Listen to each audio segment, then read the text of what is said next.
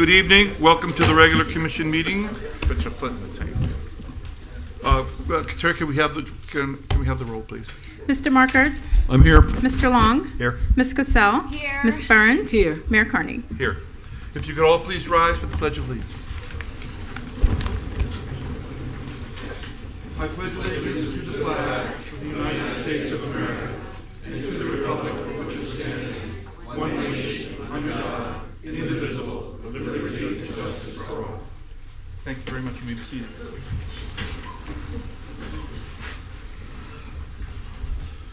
You all have in front of you tonight's agenda. Are there going to be any additions or subtractions? Oh, sugar, I am. I'm sorry, and I was chatting away. I would like to pull one item, if you don't mind. Okay. Pardon me, forgive me.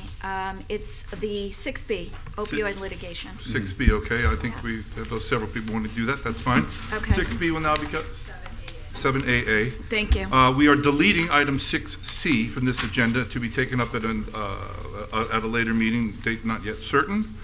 I also wanted to pull 6Q3 and 6Q4, one having to do with the construction on North Swinton, the other having to do with the golf course contract. Thank you. So 7BB and 7CC respectively? 7BB and CC respectively, yep. Are there any other comments? All right, then I need a motion to approve the agenda as amended. Motion to approve the agenda as amended. Second. All in favor? Aye. Any opposed? Great. We have a presentation for, Mayor, could we give a moment for Mr. Simon, do you think? absolutely. Thank you. Of silence. Why don't you do it? We're going to now have a minute of silence for Roy Simon, who was a founder of Delray Beach. He and his brothers and the Simon family have been so instrumental to what we are today in Delray Beach. So I could all ask you, please take a moment to take this 1 minute of silence and in memory of Roy Simon.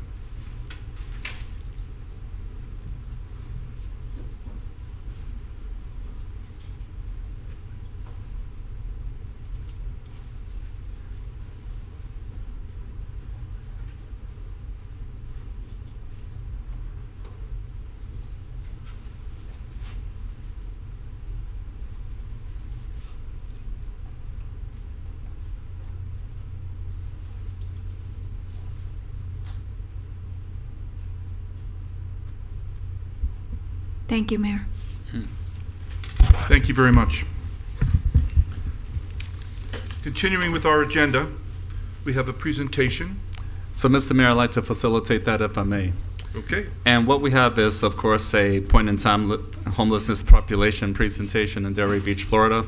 I provided a summary to this effect via the July 12th information letter report, where my office had an opportunity to host a visit with leadership of the police department as well as individuals involved in monitoring activities in the city of Delray Beach in terms of point-in-time homelessness statistics in our community. I provided a summary at this time, and this is simply a brief presentation to be accompanied by Mr. Ezra Craig, who you all know very well, and his involvement in the cause, accompanied by Ariana Ciancio, Delray Beach Police Department Service Population point of contact in this regard. So both individuals are at liberty to please come forward.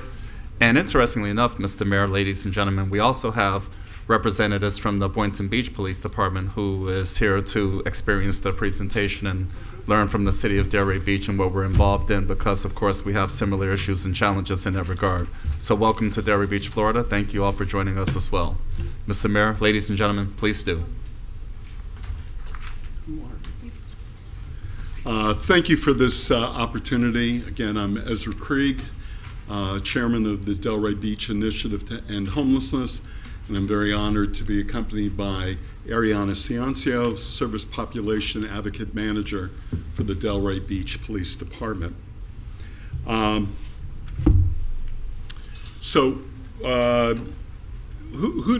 why are we here? Who do we represent?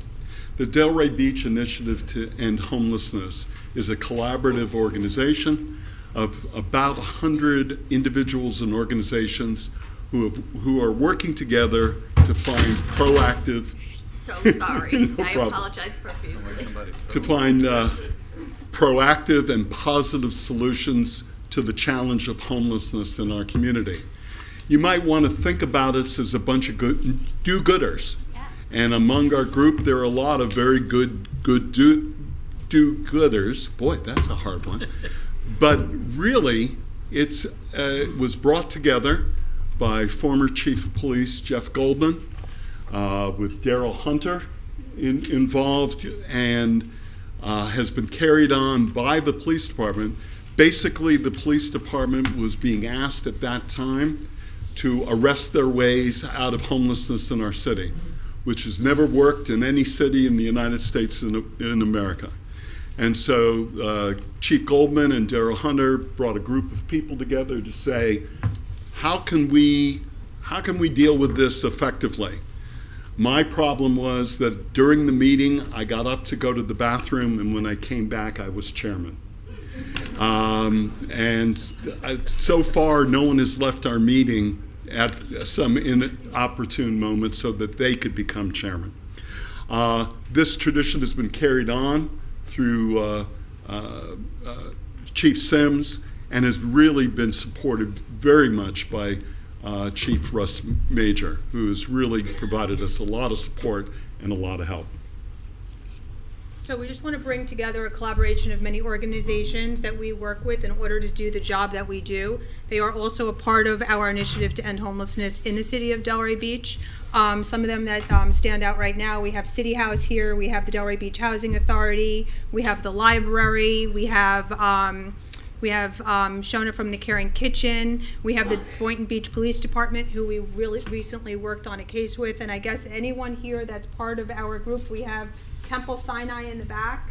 And anyone that's here may want to stand, who's in our group who's part of our whole group. The ambassadors, we have members of the city. So these are just some of the organizations who support what we do, and the DDA, of course. And then this is just a snapshot of who we work with on a daily basis. Sorry. Next. Yeah, do we want to especially recognize Boynton Beach? Yes. They're here? Yeah. So we recently were working with a family, and we had found out that the family was in Boynton Beach living, but spending their days in our city. So we specifically called on Boynton Beach from day one, from the second we found out. And they're here to basically learn about what we do, because they were they're always part of our solution to what we're doing, since they are a neighboring city. We work with Boca as well, but we're just so happy that we can have the sergeant and the city clerk and Officer Gemellis here today, who supported us greatly on helping this family. Great. Good job, guys. What is the numbers do? Okay, so as far as the members that meet the needs for the people who we help in our city with all the different agencies, it takes a village to help one person. We know that we find someone, or someone calls us, it's homeless in our city. They ask for a multitude of services, but us as advocates in a police department can only provide one service, is basically linking you to all the resources. So we need everybody else who's out there, whether it's housing, meals, showers, linkage to shelter, linkage to family, bus passes, you name it, we need all of these services. Transportation, bus passes, and we rely on all these agencies to provide the services that they do, and we can't do it without them because they support everything that we do. Yeah, it's important to note that the Delray Beach Initiative to End Homelessness has no corporate identity. It's not a 501c3. We did that purposely because we didn't want to be in competition with the agencies that we work with in raising money. And we're not affiliated officially with the city, although the city, since our inception, has been a great support. But we do that also so that we have the opportunity to tell you the truth about what things go on and how the city can do better and where the city does a great job. Our model is the only one of its kind in Palm Beach County, and when you hear about our numbers, you'll realize that this model has worked and that Delray Beach should be very proud of what they've accomplished. We do only serve the residents of the city of Delray Beach, and we do a very lengthy, in-depth process of how we do that. We talk to every single person individually on a personal, client-centered basis on what's going on, how did you get here, what did you come from. They have to kind of prove in a way that they are residents of the city of Delray Beach. Even a resident who's homeless, they can prove that. They have IDs. We do ask many questions. It's a little bit of this is our team with the Delray Beach Police Department. We can't do our job without the use of the whole team, and we use this diversion. Basically, we don't want anyone to really enter the homeless system. We want to divert them out of the system. So we will send them back to their city, back to their state. We will help with transportation, but we would never send somebody to be homeless in somebody else's city because that's irresponsible. So we do the legwork to make sure that they have family on the other side. Why do we do this? Well, again, why do we do this? Because we're trying to work with the city. We're trying to make our city be able to withstand the challenge of homelessness in our city in an effective way. And the 100 or so folks that are involved have dedicated themselves to that purpose, and it's happening. I'm going to jump to the point in time, and then I'm going to go back to collaboration, but I want to address the point in time. So the point in time numbers for 2024 on the snapshot of that given day, the number that was counted in this city was 106. So that could be 106 people. We had a team of probably 8 people, 8 teams that we ran. What I did is I had a record of every single person, every one of those people that we ran, and I did a snapshot today of those 106. So with calculating the numbers today, 22 of those individuals we've never seen again after that day, meaning to me either they were here for South County, DAF, they were here for the courthouse, they could have just been coming to use the library, they could have just been floating into the city, and then they kind of flowed out of the city. So 22 never came back. 2 were not even homeless, they just kind of said they were homeless to us to get their $5 gift card. 5 of them, as of today, right now, are currently incarcerated. 8 of them have left the city and never returned. 8 of them are either housed in treatment or in shelter as of today. 1 of them, unfortunately, has passed away, which leaves us with 60 of that original 106. If we break it down even further, of the 60, 45 I've counted that we see on a weekly basis around the city. A lot of them, we don't even know the details of what's going on. Sometimes they just wave at us, or sometimes they just come for lunch or a shower. But otherwise, we know that 45 of that original 106 is a snapshot of today who we see on a basis. And I can do that on a daily basis because I calculate all those numbers. So I know what's always going on because we manage every single one of those people in the city. So we know, and we know who's new. This does not include people that come in and leave on a regular basis. This is just of that 106. Important number in this is that Palm Beach County, so the point in time was done all over the United States, all on the same week, 2 days, end of January every year. If any of you ever want to volunteer, it's quite an experience to go out and do the count. We'd love to have you. Palm Beach County experienced a 15% rise in the homeless population in the county. Delray Beach, 4.6%. And that represented 3 additional people on our street here in Delray Beach. Now, are those numbers real? Probably not, but it gives us a point of comparison year to year to year. Delray Beach is doing the job. I'm running out of time, but I have to talk about this. So we got a phone call that there was a family of 11 sleeping behind Bee's Knees in Delray Beach. We found out quickly by going out there and meeting them the second we found out that they were sleeping in Boynton, coming our city every single day. We called Boynton Beach Police Department. I let Officer Jamelis know immediately. Literally within 5 hours, she was out there, had other people out there with her. The 2 of us together with the homeless outreach team and other agencies quickly stepped in, provided and many resources that we can. Currently, they're in a motel in West Palm Beach. The kids are going to school. Everybody has stepped up from every agency, from Adopt a Family, the initiative to Interfaith Committee for Social Services. We helped her get her her residency status because that was the one thing that was preventing them from getting shelter. I've had city commissioners from both cities, from Boynton Beach and our city, kind of help, and we're getting money right now to keep them in the hotel until they can get in shelter. So every agency in Palm Beach County stepped in to help our city and help us on this family. So that's just a reason of why we're here and why we do what we do and why it's so important. And sorry. Great. Thank you very. Are there any questions before we? Are there any questions? Can I just say something? I just want to say that I didn't know we were having this presentation. So last week I commended you, Ezra, and Ariana, and of course the amazing Shirley Arazo, because I don't think everybody in the city knows how tirelessly you work to serve the underserved in our community, and I just am so honored to work with you. Thank you. Thank you very much. Thank you both very much, and thank you all volunteers. Thank you all those who are collaborating. Thank you, Chief. Great. Comments and inquiries on agenda and non-agenda item. First, we have the city manager's response to prior public comments and inquiries. Yes, sir, Mr. Mayor, and thank you again. I have one item, and this is via commitment. Just give them a second. This was via commitment offered during the August 5th meeting to provide a brief update regarding the Frog Alley Historic District designation considerations. So on behalf of the Department of Development Services Assistant Director, who's actually functioning as acting director for the week, Ms. Amy Alvarez, is here to offer a brief summary in terms of where we are and how we go forward. Ms. Alvarez, thank you again for your work.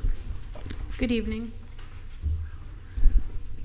Yes, it is a brief summary. So the steering committee for the Frog Alley effort, they last met in April, and they'll be meeting again hopefully in September. Staff's efforts, the Historic Preservation Division, their efforts have been focused this past summer on completing a resource survey of our cemetery. And we needed to focus that effort because it was tied to a grant that requires the project to be completed by the end of August. So once that's done, is that next week? 12 days. We can then refocus again on Frog Alley. We know that this is an important project and a priority. So I think once staff and the steering committee are meeting again and they kind of put a timeline together and look at what the milestones are within that timeline, we'll be able to follow up and provide you with that so that you see that there is an end in sight for this survey of Frog Alley. And then the resulting report will also have recommendations included in it to provide guidance for where we want to go with it. Great. Any questions from the commission? Any questions from Ms. Alvarez? Thank you very much, Ms. Alvarez. Otherwise, Mr. Mayor, ladies and gentlemen, I yield at this time. Thank you. Okay. We are now at the portion for public comment. I will read you the now open to public comment from anyone wishing to speak on any topic or agenda item other than a quasi-judicial item or public hearing items. The public will have an opportunity to speak on the quasi-judicial and public hearing items later in the meeting as those items are called.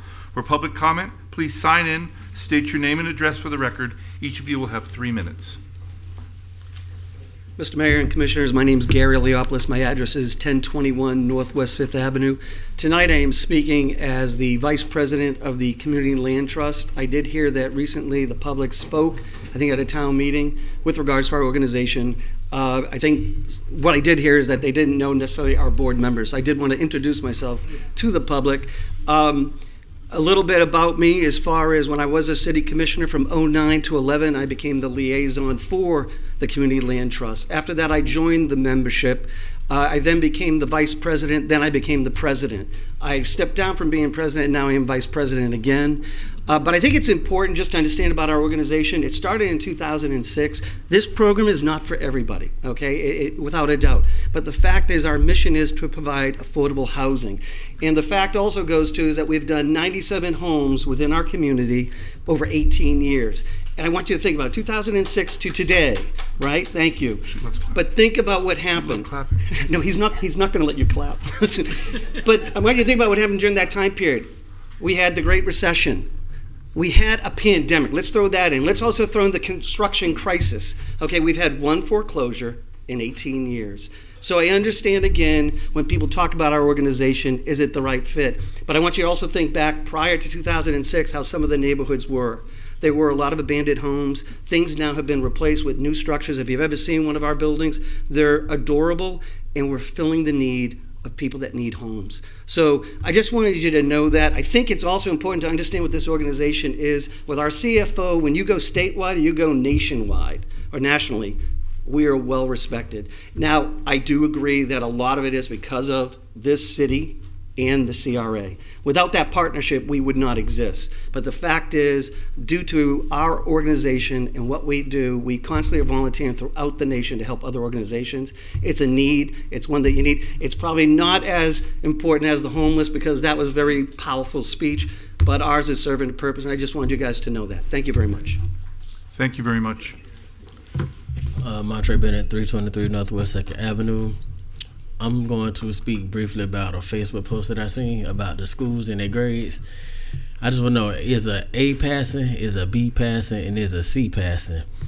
Y'all talked about all the schools except Village Academy. Village Academy did get a C, and to me that is passing. So they should have been recognized on social media as well. And it's not about the school. It's more important, it's about other than the student morale. So if y'all want to change that Facebook post and add Village Academy in it, please do so. Thank you very much. Thank you very much. Oops. Good evening, Mr. Mayor and the members of the dais. My name is Evelyn Dobson. I reside at 130 Northwest 3rd Avenue, Delray Beach, Florida. I'm here piggybacking off of Gary, because there have been several meetings held lately where there have been questions pitched directly to questions asked to the city staff related to our organization and its structure. I responded to the email after the town hall meeting directly to Mr. Moore on 7/26, and I copied the CRA director. Since that time, there were questions about our board. So we do have a governing board that I answer to. That is a tri-party board that is made up of public representatives, community representatives, and our homeowner base. There are several of the board members here this evening. I don't know if they want to stand or not, but they're here.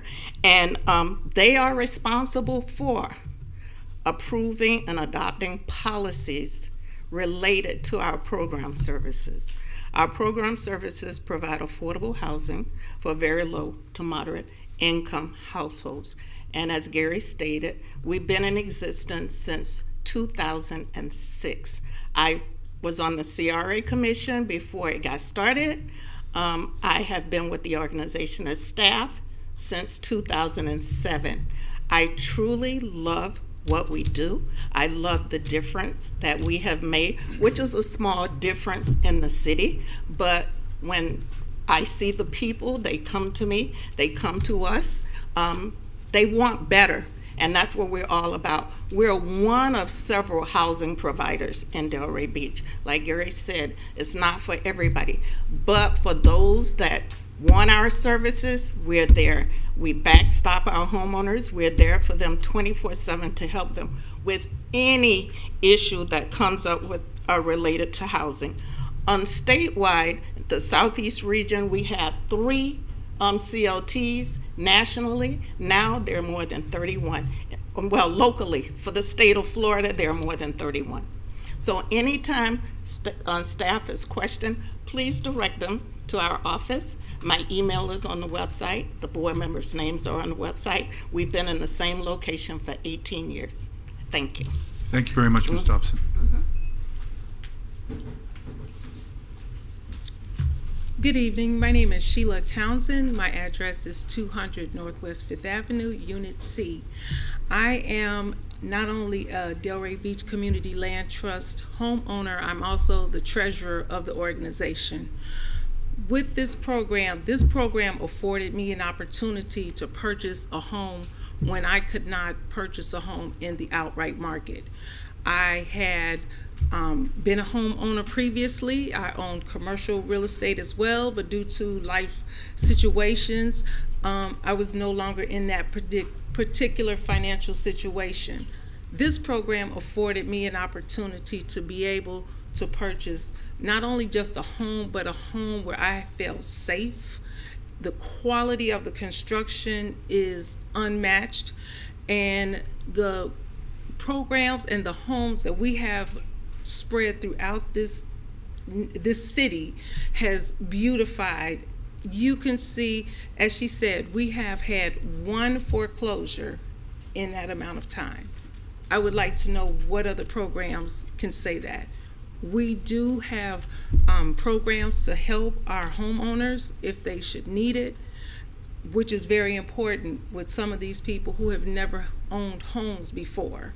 So this is an option. As they said, this is not a one-stop for everybody, but it is an option. Just as the same as a condo is an option. For some people, it's an apartment. For some people, it's a townhouse. For some people, it's a single-family house. It's an option.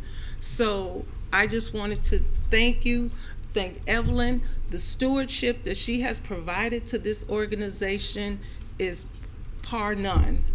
And so we take very important that we are responsible for the funds that we are given for the city, and that we are accountable not only to you and to the CRA, but also to the people who have purchased these homes. Thank you.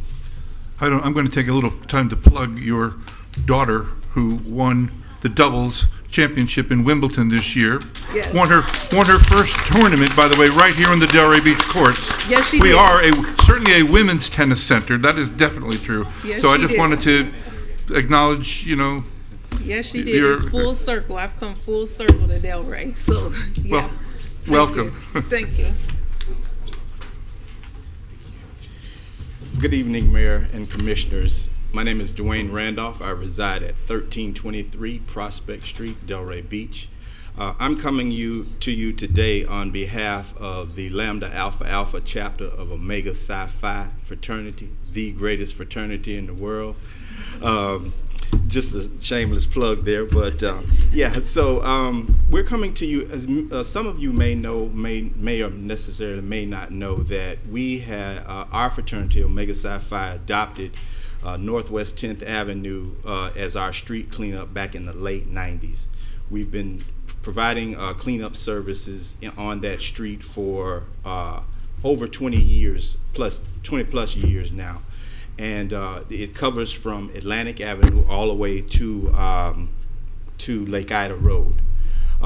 You would find us out there on most third Saturdays of every month, of which this month, this third Saturday, we did not do it because we chose to defer it until August 31st. The reason being for that is that we're trying to now incorporate and bring into another one of our programs that we've done successfully up in Boynton Beach, is our curb appeal project, where we go in and we paint and clean up homes and yards and things like that for elderly, seniors, or caregivers of seniors for their homes. And so we've done this successfully since 22 and 23 up in Boynton, where we got the opportunity to do about 22 homes because of a grant that they provided to us then at that time. It is now time for us to come home, because Lambda Alpha Alpha is actually a Delray Beach chapter, and we want to be able to do the same thing here. We have raised the funds to do our very first one. It's going to be, again, on the 31st. The address is 219 Northwest 10th Avenue. It's actually exactly behind where the city installed our sign there as part of our adopted street. So we just wanted to bring it to your attention, invite you guys out on the 31st. It's going to start at 8 a.m. If all goes well, hopefully we'll be done by 12 noon, but we're going to be doing both the street cleanup and the curb appeal project at the same time.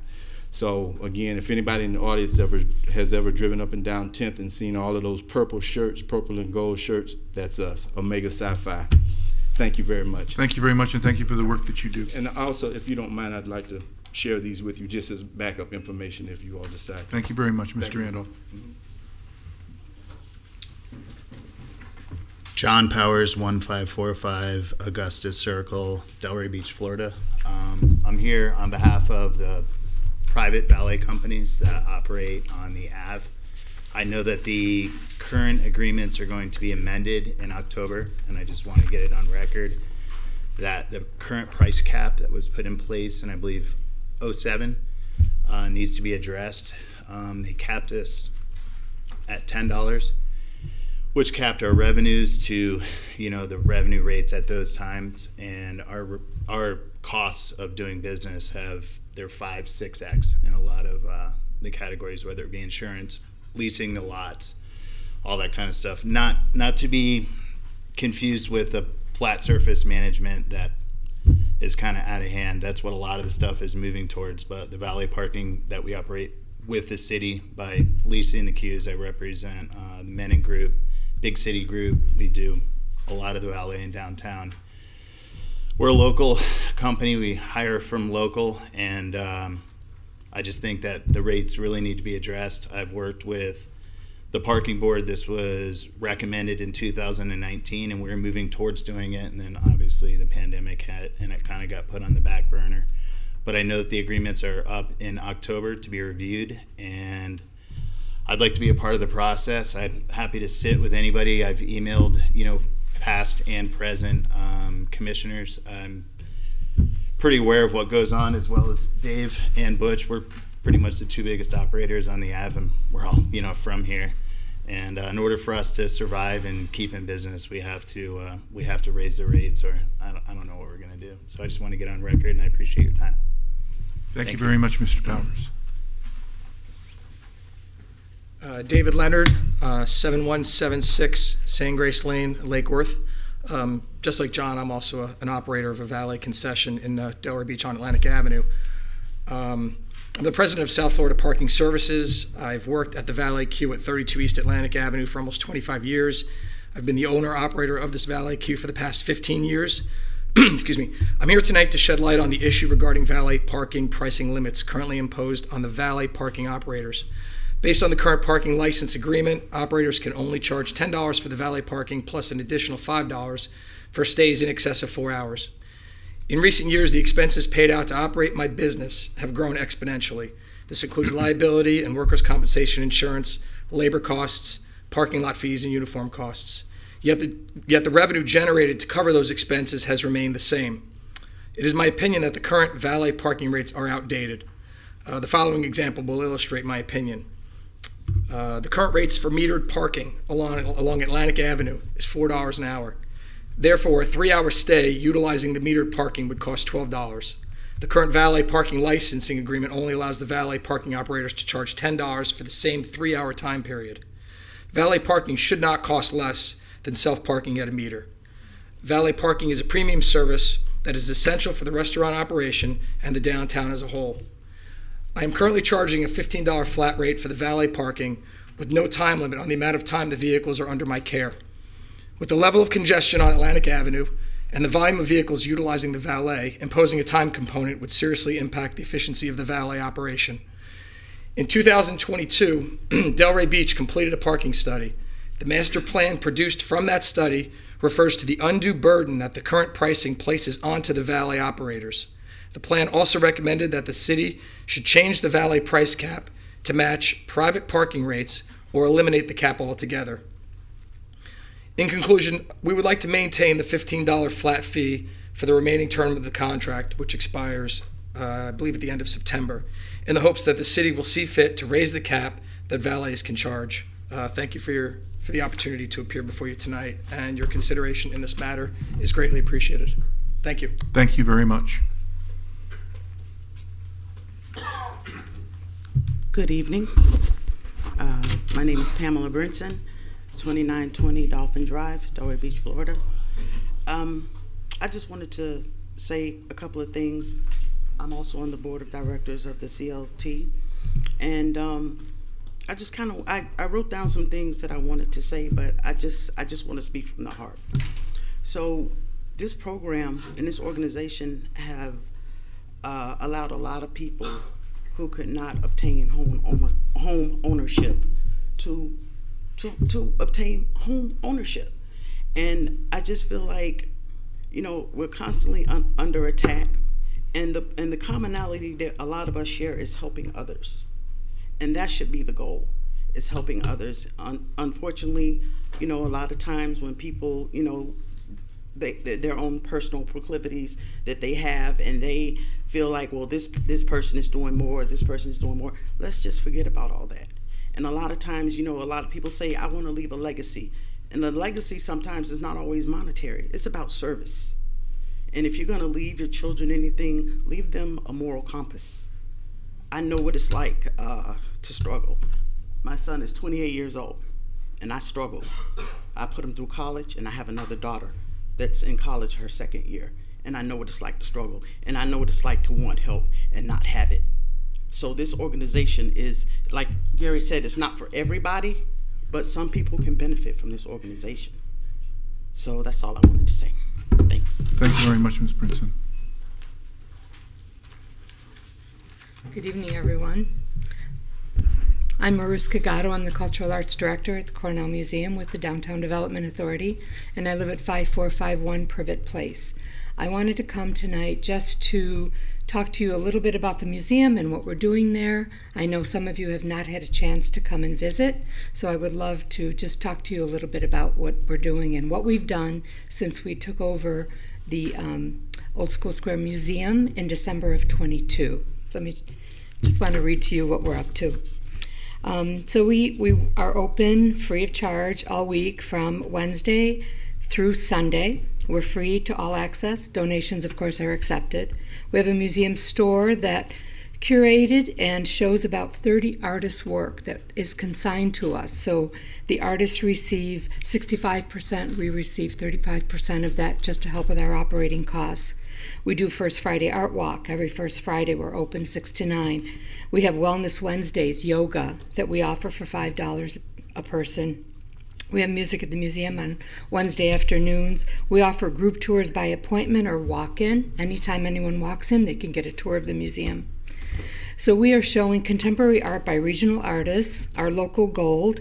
To date, we have hosted 15 educational and inspiring exhibitions. That's just since December of 22. We've showcased over 300 regional artists, including children. Our newest exhibition, Nature's Palette, is going to be opening in September, has 40 artists in a group exhibition and going to be showing about 70 works of art. We engage the community and participate in arts in the downtown public art projects, liaise with the Public Art Advisory Board. We work with the cultural centers, fellow cultural centers, Cultural Council of Palm Beach County, and exhibition collaborations with other arts organizations, nonprofit groups, Spady Museum, National Association of Women Artists, Art Deco, Surfing Florida, Miami Art Society, Arts United in Broward, which is an LGBTQ group, Paradise Palms, Museum of Central American Art, and we have worked with children's organizations, Celebration of Multinational Youth Art, Milagro Center, Space of Mind, just to name a few. We work closely with the city of Delray Beach. We had to come together and rebuild the museum from scratch when there was not even a pencil in the building. We worked together for operations, equipment, infrastructure, welcoming back docents that had worked with us in the past. We have over 15 docents that work free of charge, and they staff the front of the museum, telling everyone about the city, about Old School Square, about our history, and also our current exhibitions. They know all about that because they're trained. We collaborate with the city sustainability office. We've done 3 events for them hosted in the museum. And we worked with the city having 3 receptions in there. We offer tours. Our attendance, let me just give you these numbers, and I'm sorry to be late, okay, but I want to share. Our attendance has been 24,000 people from 22. That's a lot. Our donations, we brought in $17,000 in donations in 23. In 24 to date, we have $17,000. So we've brought in $34,250 in donations. Just give us something at the door. That's it. And our museum store sales are $33,000, of which we only take 35%. Just wanted to share that all and hope you all come visit. Thank you very much. Thank you. I'm going to get you one of those little, things with the symbols on it so you can. Those numbers are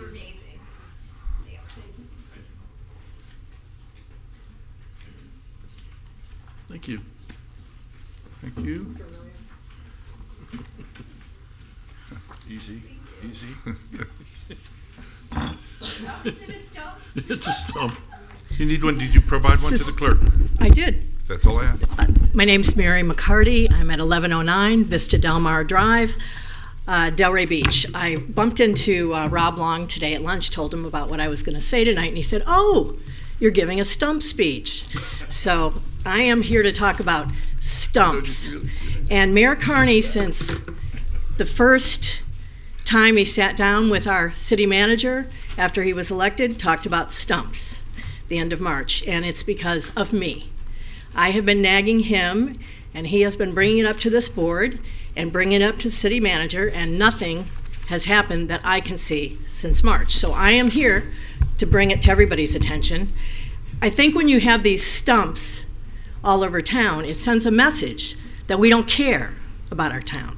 I actually was on the commission in 1989 when we decided on the Royal Palms on the east side of Atlantic Avenue.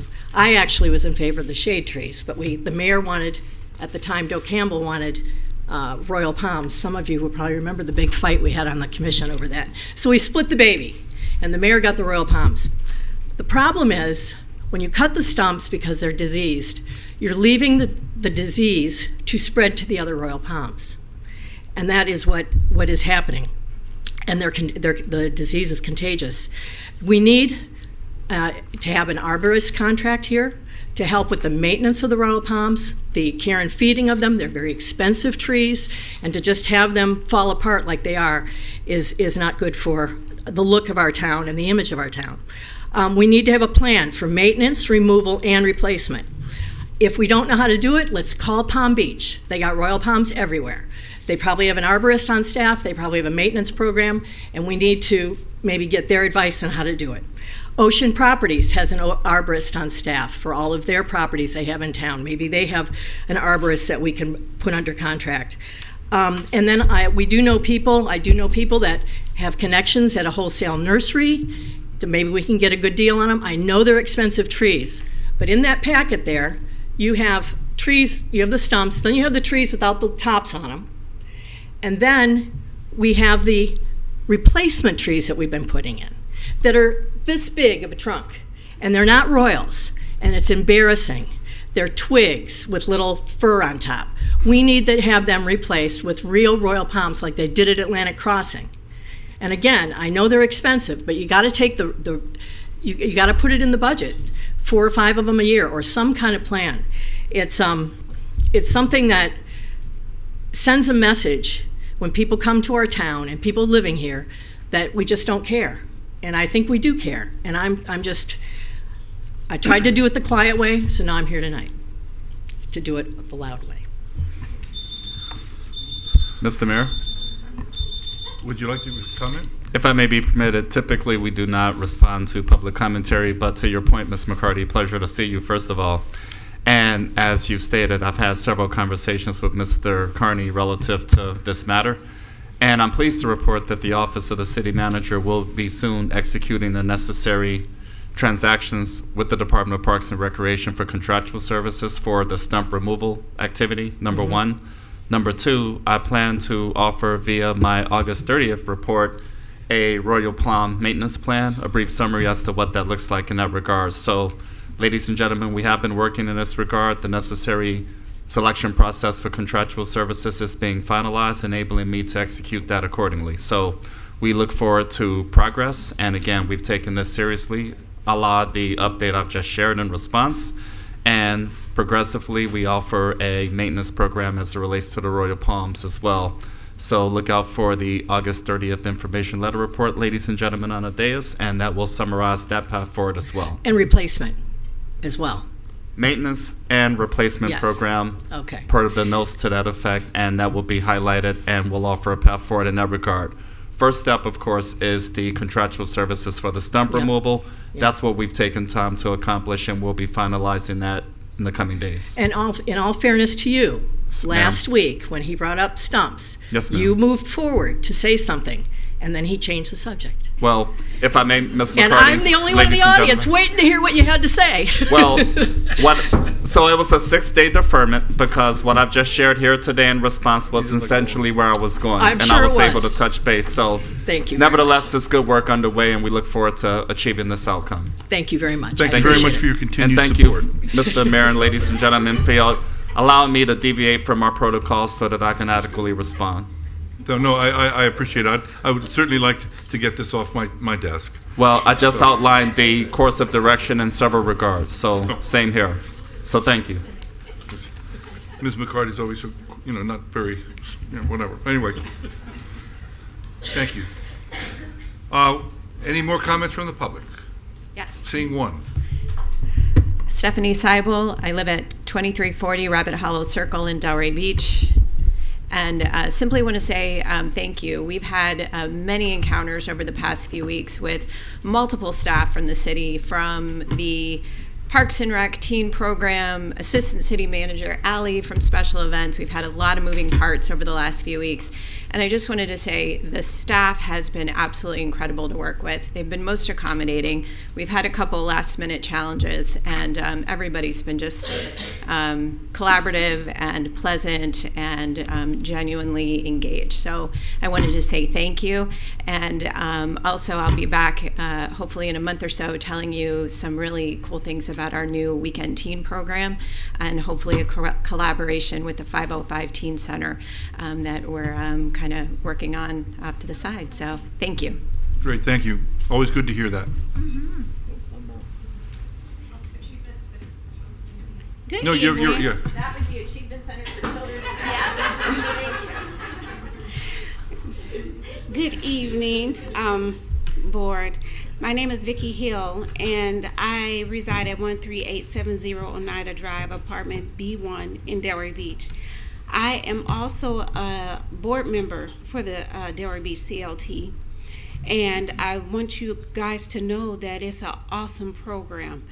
Where else can you, when I first purchased at 1023 Mango Drive, back in 2009, where else could you buy a 3-bedroom, 2.5 bath with a garage for less than $1,000 a month? If that's not building wealth, I don't know what is. So like all of the board members said, and just like Evelyn said, it's a choice. It's a choice, and it's a great choice. That's all I want to say. Thank you very much, Ms. Hill. Thank you.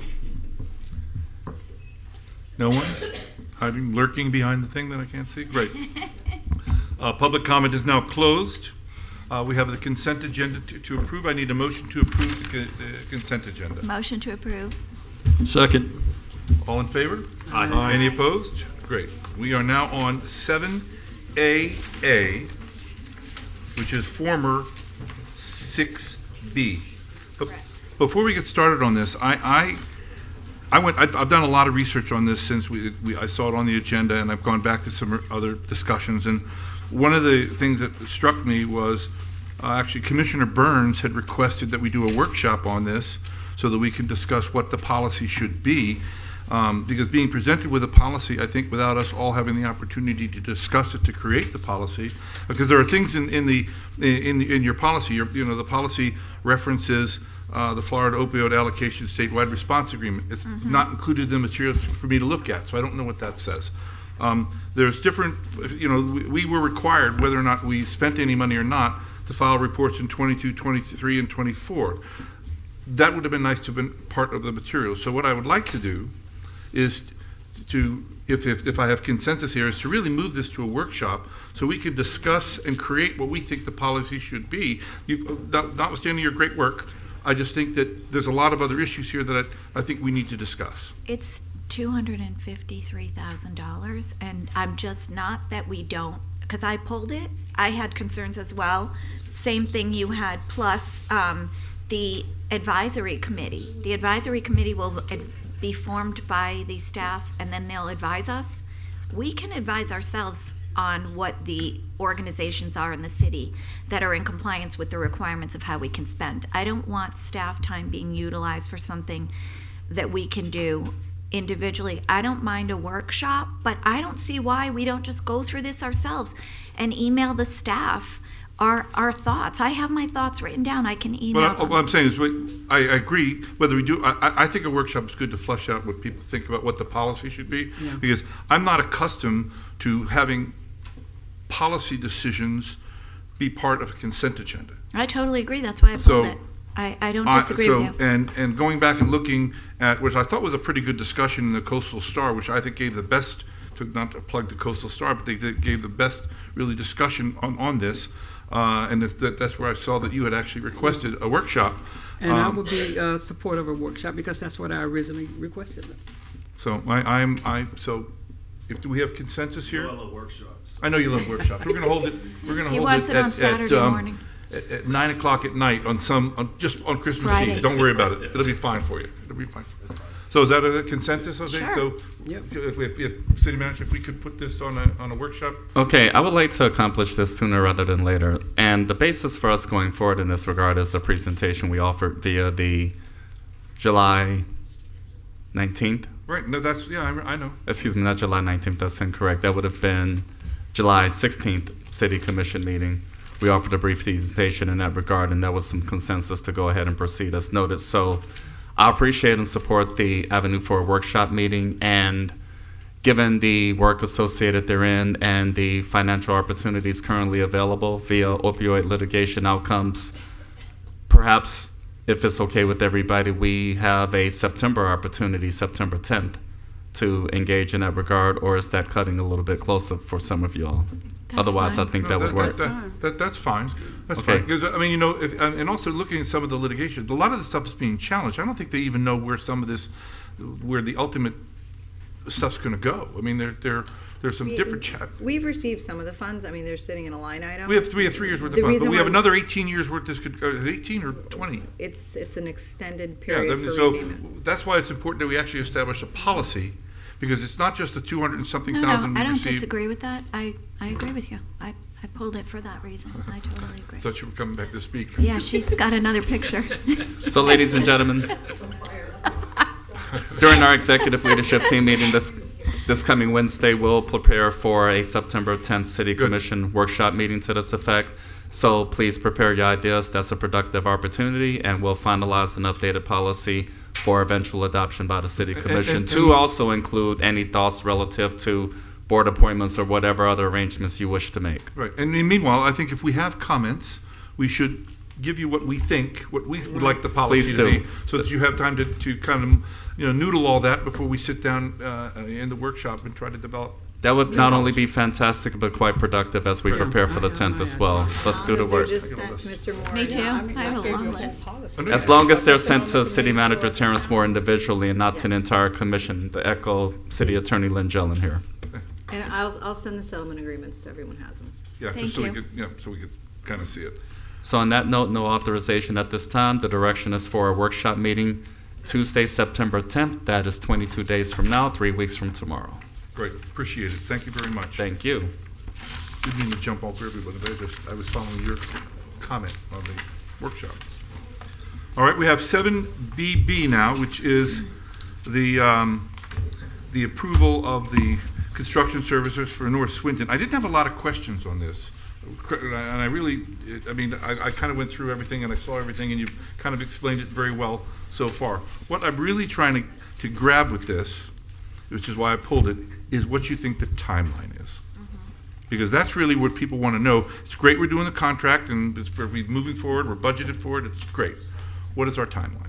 So originally what we had talked about doing was, because of the amount of traffic that's on North Swinton Avenue, trying to accomplish all of the construction in 2 phases during off-season.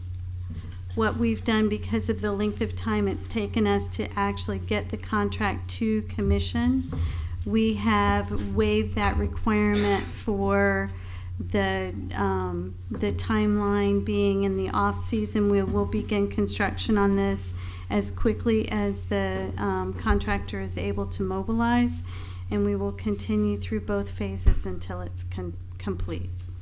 Because from my perspective, and the ones I've spoke to in the neighborhood, they want to get started. But that's not really a time. So you're telling me we're going to start now, but I'm still looking for a timeline.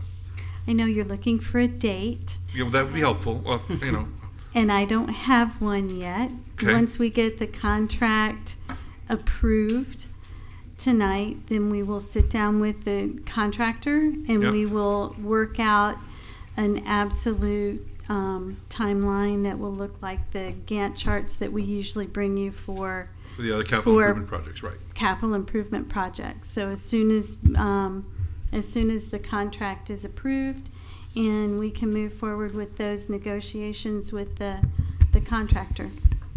Mr. Mayor, just to contribute if I may. So given tonight's authorization, the execution of the contract, Director Barlotto and I will convene sometime next week to review that process, and we'll come up with an avenue to update you all regarding a timeline trajectory.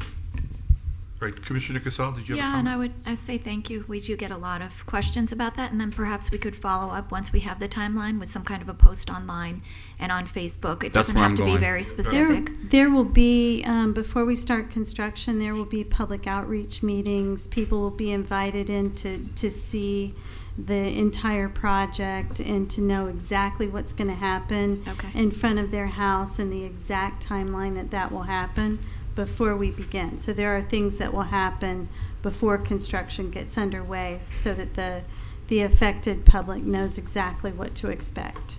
Thank you very much. I need a motion to approve. Motion to approve? Second. All in favor? Aye. Any opposed? It is passed. Thank you. All right, the next one is 7CC, which is former 6Q4, and it relates to the contract for the golf course. So, Missy, you're still up. Okay. Again, my question here is getting back into timeline, and I also wanted to, and I discussed this with the city manager, because the component of the proposed contract includes a citizen engagement portion. I was going to recommend that the commission kind of task former Mayor Jay Alpern, who may or may not be here. Oh, he's here, and I know we won't want this, but to kind of head up a little task force to get the various people that are really interested, because he's led the charge so far, and so I'm thinking he could be put together this little task force to work with you, Mr. Metot, and getting this done. Is that, no offense to Mr. Alpern, who's very qualified, but is that, are we supposed to assign people to the task force? How does that? I don't know how we're going to think. I think we should direct. We're going to need someone to head up the citizen engagement part, and I don't really want to do it. And I just thought we could have a task force with the guy who was kind of pushing it the whole time. We have a lot of professional people that want to be involved in this. I know there's a guy that called the other day. Apparently, he used to design courses for the PGA tournaments. But apparently he lives in Delray. He says, well, he'd like to help. So I think That's amazing. I know. We have these great people in the city. I know nothing about it. So No, my nor do thought I. was to try to get the person kind of spearheaded the citizen side. I'm just curious together with procedurally. the contractual side. That was I all. think we just have to be careful calling something a task force, because if you're going to delegate Right. authority and things like that, that's going to trigger sunshine and all Yes. these other Then we don't want it obligations. as a task force. So I think, does the contract include public engagement? It does. It The does, contract does include public engagement. I would like to caution both the commission and the general public that this project has already gone through significant amounts of public engagement, and we are at 60% design, which at 60% design, most of the components have been identified and placed already. That's fine. We're not And we're trying to- just looking at finishing up construction plans. Right. So for there to be a huge additional public engagement at this point, That's not what I was looking for. okay. That's not what I was looking for. Okay, so maybe we can better define exactly what you are looking for. May I offer a recommendation? Sure. So with the execution of this contract, we'll follow up with Sanford and everyone else involved. We'll be able to work with them to define what the public aspect, the specifics of what that will be. Once we have that in place, we'll offer a follow-up update to the city commission so that we can more clearly and appropriately define what level of public engagement will ensue at that point. So that can be facilitated within the next few weeks, ladies and gentlemen. So give us that opportunity to get situated in that regard so that we can outline some specifics relative to public engagement. And for Dr. Alper and all the others who have an interest in this regard, we'll create an avenue and go from there. So, Yeah, I was not looking to redesign. Okay. and I have a specific date in mind. If I have a specific, I'm sorry, Mr. My Mitad. apologies.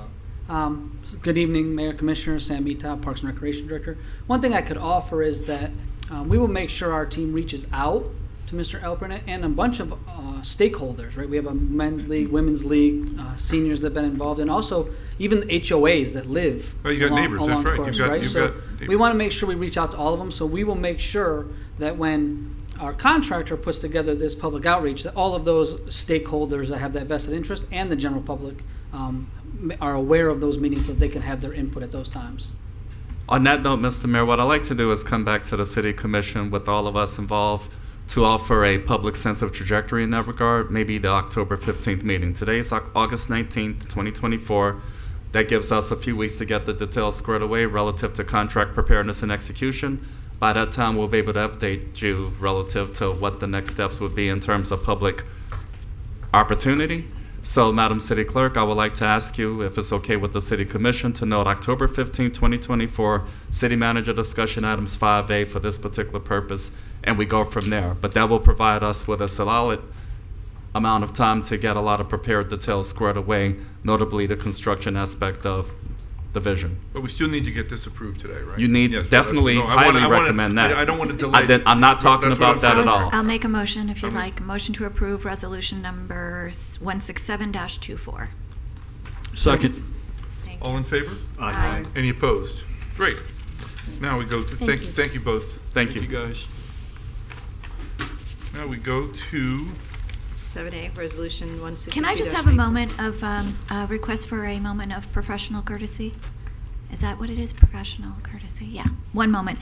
I wanted to just say that we did have your, Mr. Moore, evaluation and merit increase on the agenda, and it's not on there anymore.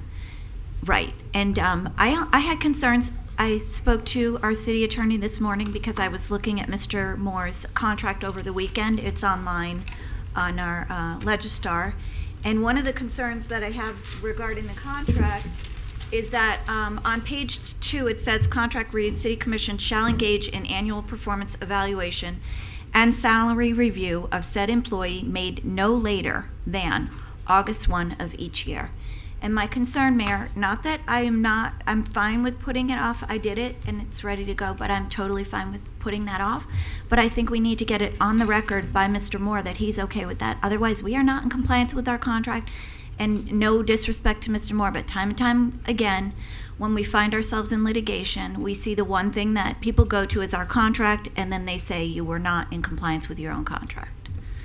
So if you could do that, either if you're comfortable with that, then email all of us and the city attorney stating as such, or please put it on the record for the minutes verbally this evening, whichever you prefer. Ladies and gentlemen, that's fine. I don't understand why you thought it would be disrespect to me at all. I'm pretty easy to deal with. I'm not concerned. I'm concerned about the contract, not Okay. really anything else. All right. I don't want. No, I said disrespect when we talk about litigation. Assuming there would be litigation in the future, I'm not doing that. I'm just protecting the taxpayers and their contract. If you don't mind, I'd appreciate it. Very well. So I would appreciate your individual feedback. Please submit those as soon as you possibly can. On that note, I would be comfortable with a agenda item presentation via the October 1st regular meeting.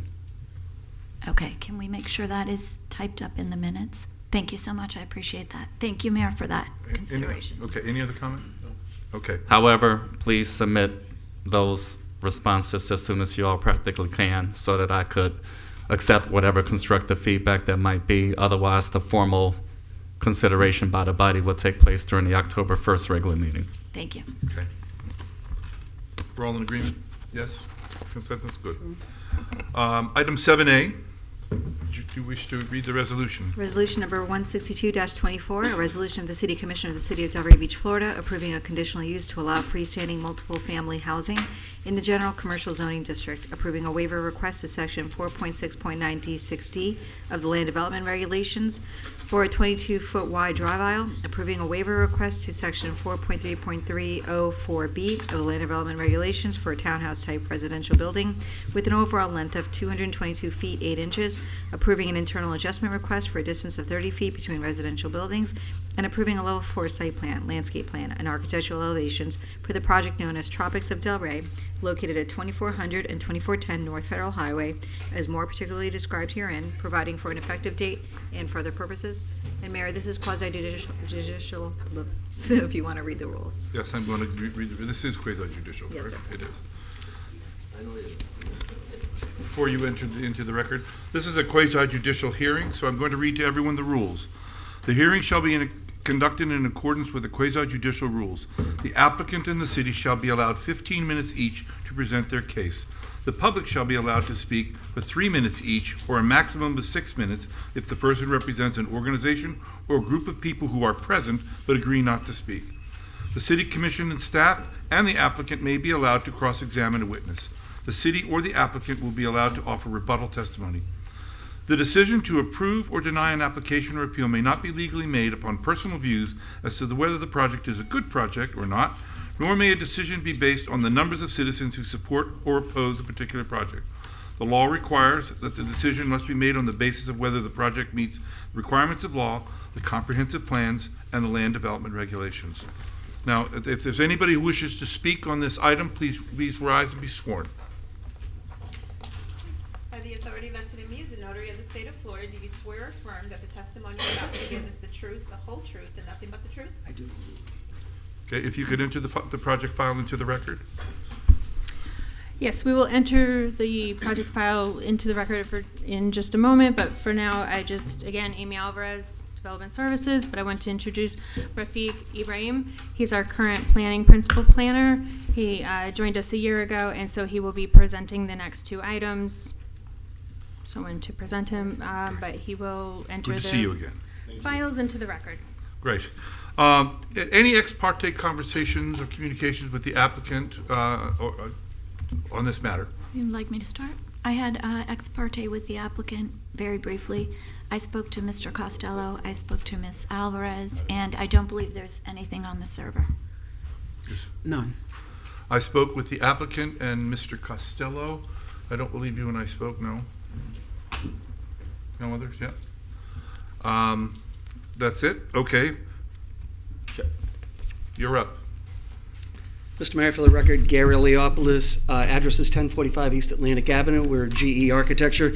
Tonight, I do have our design team with us, Jeff Costello, our client, Tom Ladowney, and Chris Bernardo, our attorney. Let me see if I can. Okay. Basically, we're dealing with, I think most people would know this site as Ellie's Deli and Badcock Furniture. This is along North Federal Highway. What we are proposing is to knock those buildings down. There's basically all going to be condos, but for tonight we'll be describing the type of condos. One is a condo building, one is actually a townhouse structure, but in theory they all will be condos. Here's just some of the surrounding shots. It's kind of a unique area up there with a mixture of different uses. The top slide right there is, I think right now, Bee's Knees. And to the south of it is Badcock Furniture. Along Dixie Highway, which is the bottom picture, you do have the boxing gym and then the back parking lot of what is Bee's Knees. This is looking from North Federal Highway coming down. We have a storage facility. It's roughly around 4 stories high. We have hotel motels.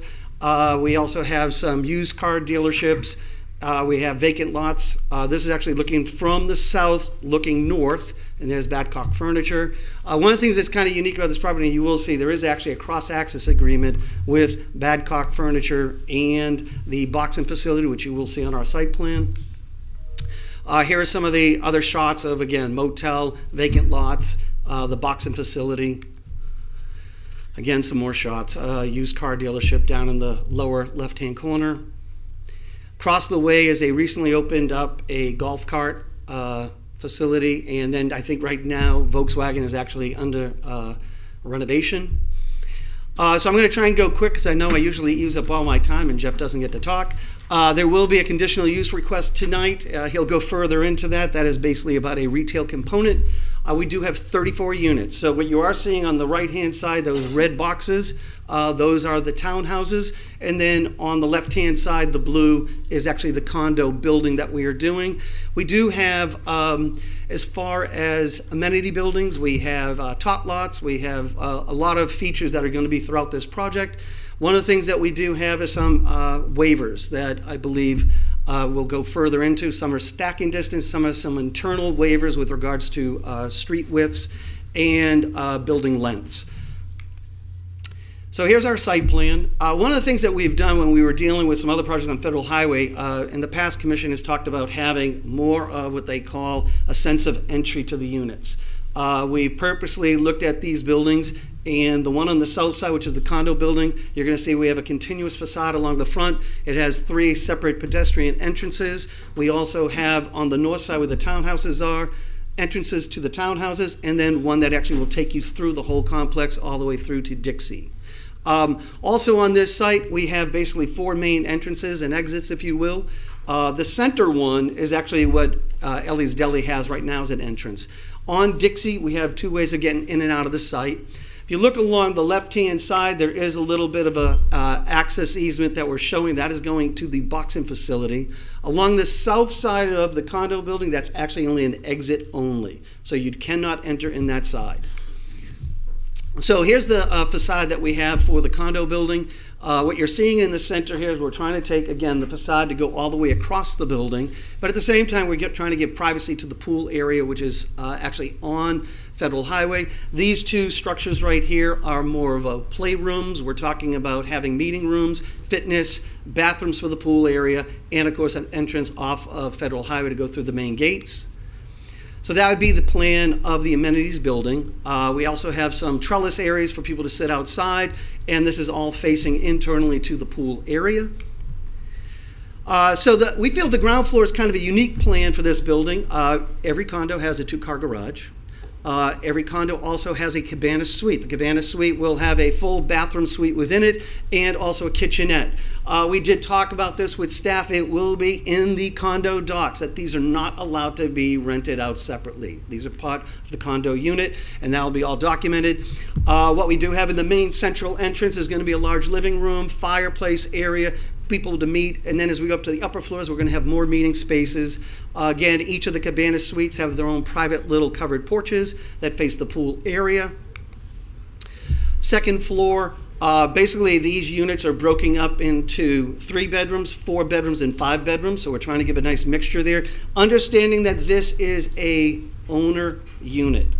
Some people have mentioned, well, geez, why aren't you having 1 bedroom, 2 bedrooms? Typically, you're not going to find that with ownership. That's usually more in a rental department market, and so you'll see that we don't have that. The plan is mirrored on each other, so the units on the north side are exactly the same as the one on the south side, except they're flipped. We have a variety of covered porches. All of them have 3 and 4.5 bathrooms. The second floor and the third floor are exactly the same. And then when you get to the 4th floor, that's where we break it up, and we only actually have 4 units. They do have the 5 bedrooms. We also have private library studies on each side for all of the unit owners. We have an outdoor trellis area with a fire pit along the roof deck, offering, again, more amenities for them. This is looking down at the main pool area of that building. On the right-hand side is the amenities building, and then, of course, you got your pool, and we have a top lot that's on the south side of this pool. The building's going to be broken up with a variety of materials and screening. A lot of the private porches have louvered screen, aluminum screening so that you have your privacy on your balconies. You can see on the top floor the trellis area where we do have our fire pits for the residents to use that. This is going through the townhouses. So the townhouses, we do have 4 units right on Federal Highway with their own private access, either from Federal Highway or off of internally, where we have 2-car garages. On the ground floor, you have a private bedroom suite. We also have a washer and dryer on the ground floor, and then we also have one on the upper floors. So the 2 type of plans we have, one is a split plan. On the left-hand side, you've got a kitchen with a dining room area. It's got its laundry room, a little pantry, and then you have a powder room. And then on the south side, you have the living room. On the right-hand side, you got an open floor plan. This also has laundry room. It also has powder room and a kitchen looking out into the dining room, living room. And the top floors have their own private bedroom suites up there, along with their own bathrooms. Again, in the orange there, it's also showing another washer and dryer up there. So these are the units that you would see on Federal Highway, where you're seeing the 4 different entrances. In the center, it actually goes through that gated area, and it takes you all the way through to the other townhouses. Now we're going into the internal units. There's 4 and 5 buildings. They actually have 3 units each. Again, the floor plans are very similar to what I just went through, so I'll go through those quick for you. The only one that changes a little bit is the center unit because it has less windows. This is looking internally where we do have another pool area over there. In the center part here, we're going to be talking about, it is one of our waivers, is another fitness facility off of these townhouses. You're also seeing a little variety in the buildings. We have a lot of different materials. Some of the dark wood that you're seeing is actually a composite material, so it will not rot. We've got most of the materials on here we're planning on to be maintenance free. This will be one of the buildings that Jeff will talk about, and it's the length. So the length of a building can't be more than 200 feet. We're looking at this, that we do have our fitness in the center, which is 1 story. The deal is that you're trying to break up these long buildings. We feel when you see this building, whether from the street or adjacent properties, you're actually going to see only 100 foot of building because basically the second and third floors are up. The fitness is only 1 story. I'll go through those. And I'm going to turn this over to Jeff because this actually has some of the stuff that I think you'll be voting on. Thank you. Thank you, Gary, Mayor, Commissioners. Hopefully everybody had their double shots. Here's the real exciting part of the presentation of espresso. So anyway, with regard to required findings on 3.1.1, land use, consistency with the land use map. Positive findings can be made. GC zoning is the preferred zoning under the GC land use map designation. The regulations allow freestanding multifamily as a conditional use. Density is at just a little over 11 units to the acre, and the floor area ratio is 0.98. I just do want to mention too that with regard to the North Federal Highway redevelopment area, this is an area that we've been, us as a city, been working on for many years. And you're just starting to see some activity. And so, oops, I went back. Sorry, didn't mean to do that. Going down. So, there has been a market analysis that was prepared in 2014 regarding the need was identified for higher residential densities and greater building heights in selected locations to create a more coherent, pedestrian-friendly corridor and to support current and potential commercial development along the corridor. So as you're dealing with redevelopment areas, you need that residential density to support those businesses along that corridor. And so this achieves that. You've seen some recent developments, but not to where it needs to be. Concurrency, positive findings can be made as it relates to level of service standards, schools, water and sewer, drainage, solid waste, open space and traffic. With regard to traffic, the change from the commercial uses to the residential result in a net reduction of 394 daily trips. Consistency with the comprehensive plan, as well as in 3.2.1, required findings can be made with regard to consistency with the neighborhood districts and corridors element, housing element, and the economic prosperity element, as well as the North Federal Highway redevelopment plan. Compliance with the LDRs. You do have conditional use findings and positive findings can be made. That this will not have a detrimental effect on the stability in the neighborhood within which it is located, and hinder development or redevelopment of surrounding properties. Gary's gone through those photos. This is in a blighted corridor in many situations, and underutilized commercial properties within the North Federal Highway area. Now, the redevelopment will assist in revitalization and the stabilization of that corridor. As I previously stated, the density is 11 units to the acre, floor area ratio at 0.98, where 3 is allowed.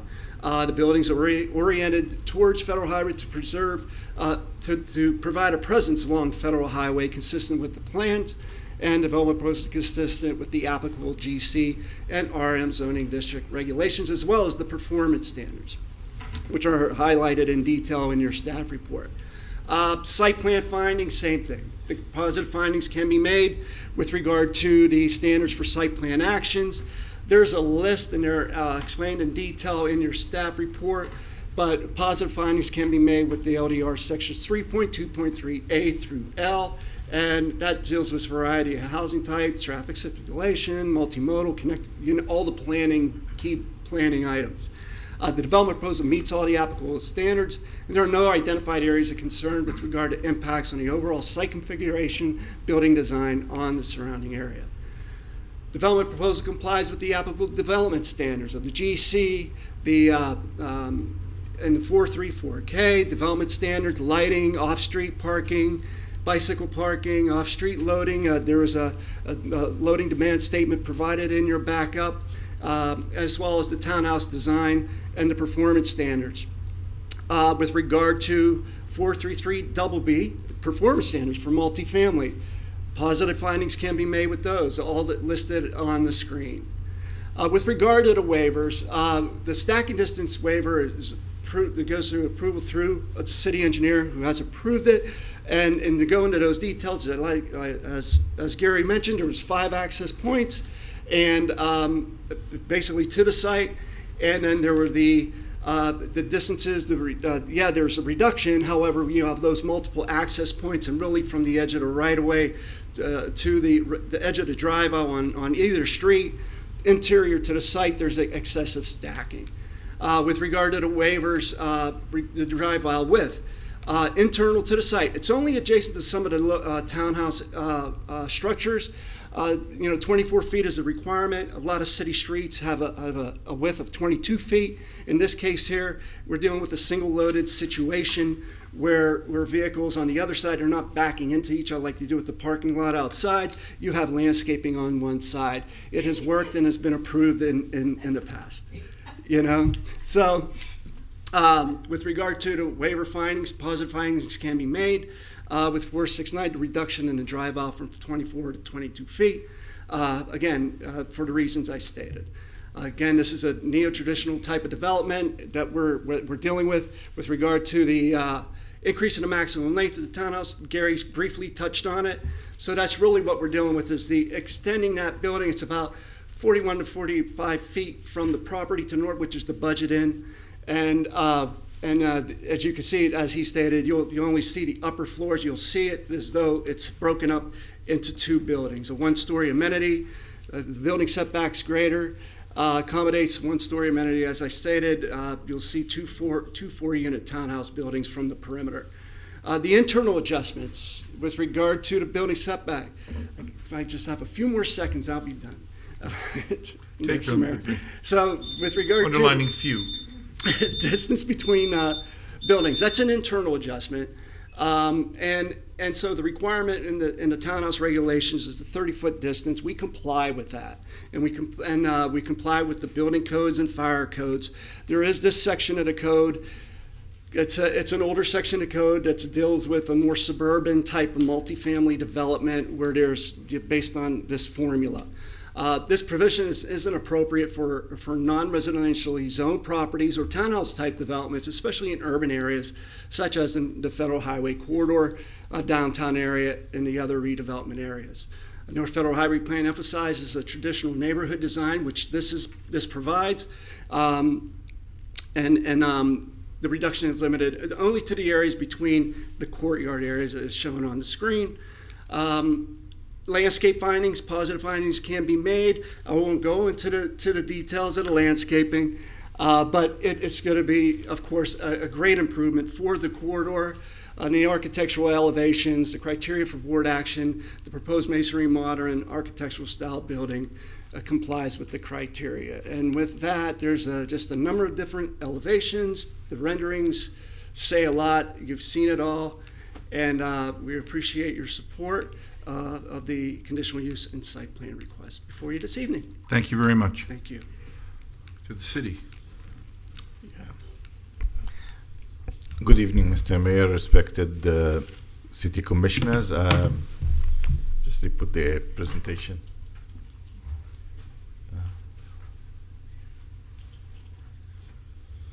So, again, My name is Rafiq Ibrahim, the Principal Current Planning with the Department of Development Services, and I will try to make it quick and not repeat what the applicant has mentioned. It's files number 2024-030 and 2024-031 for final action.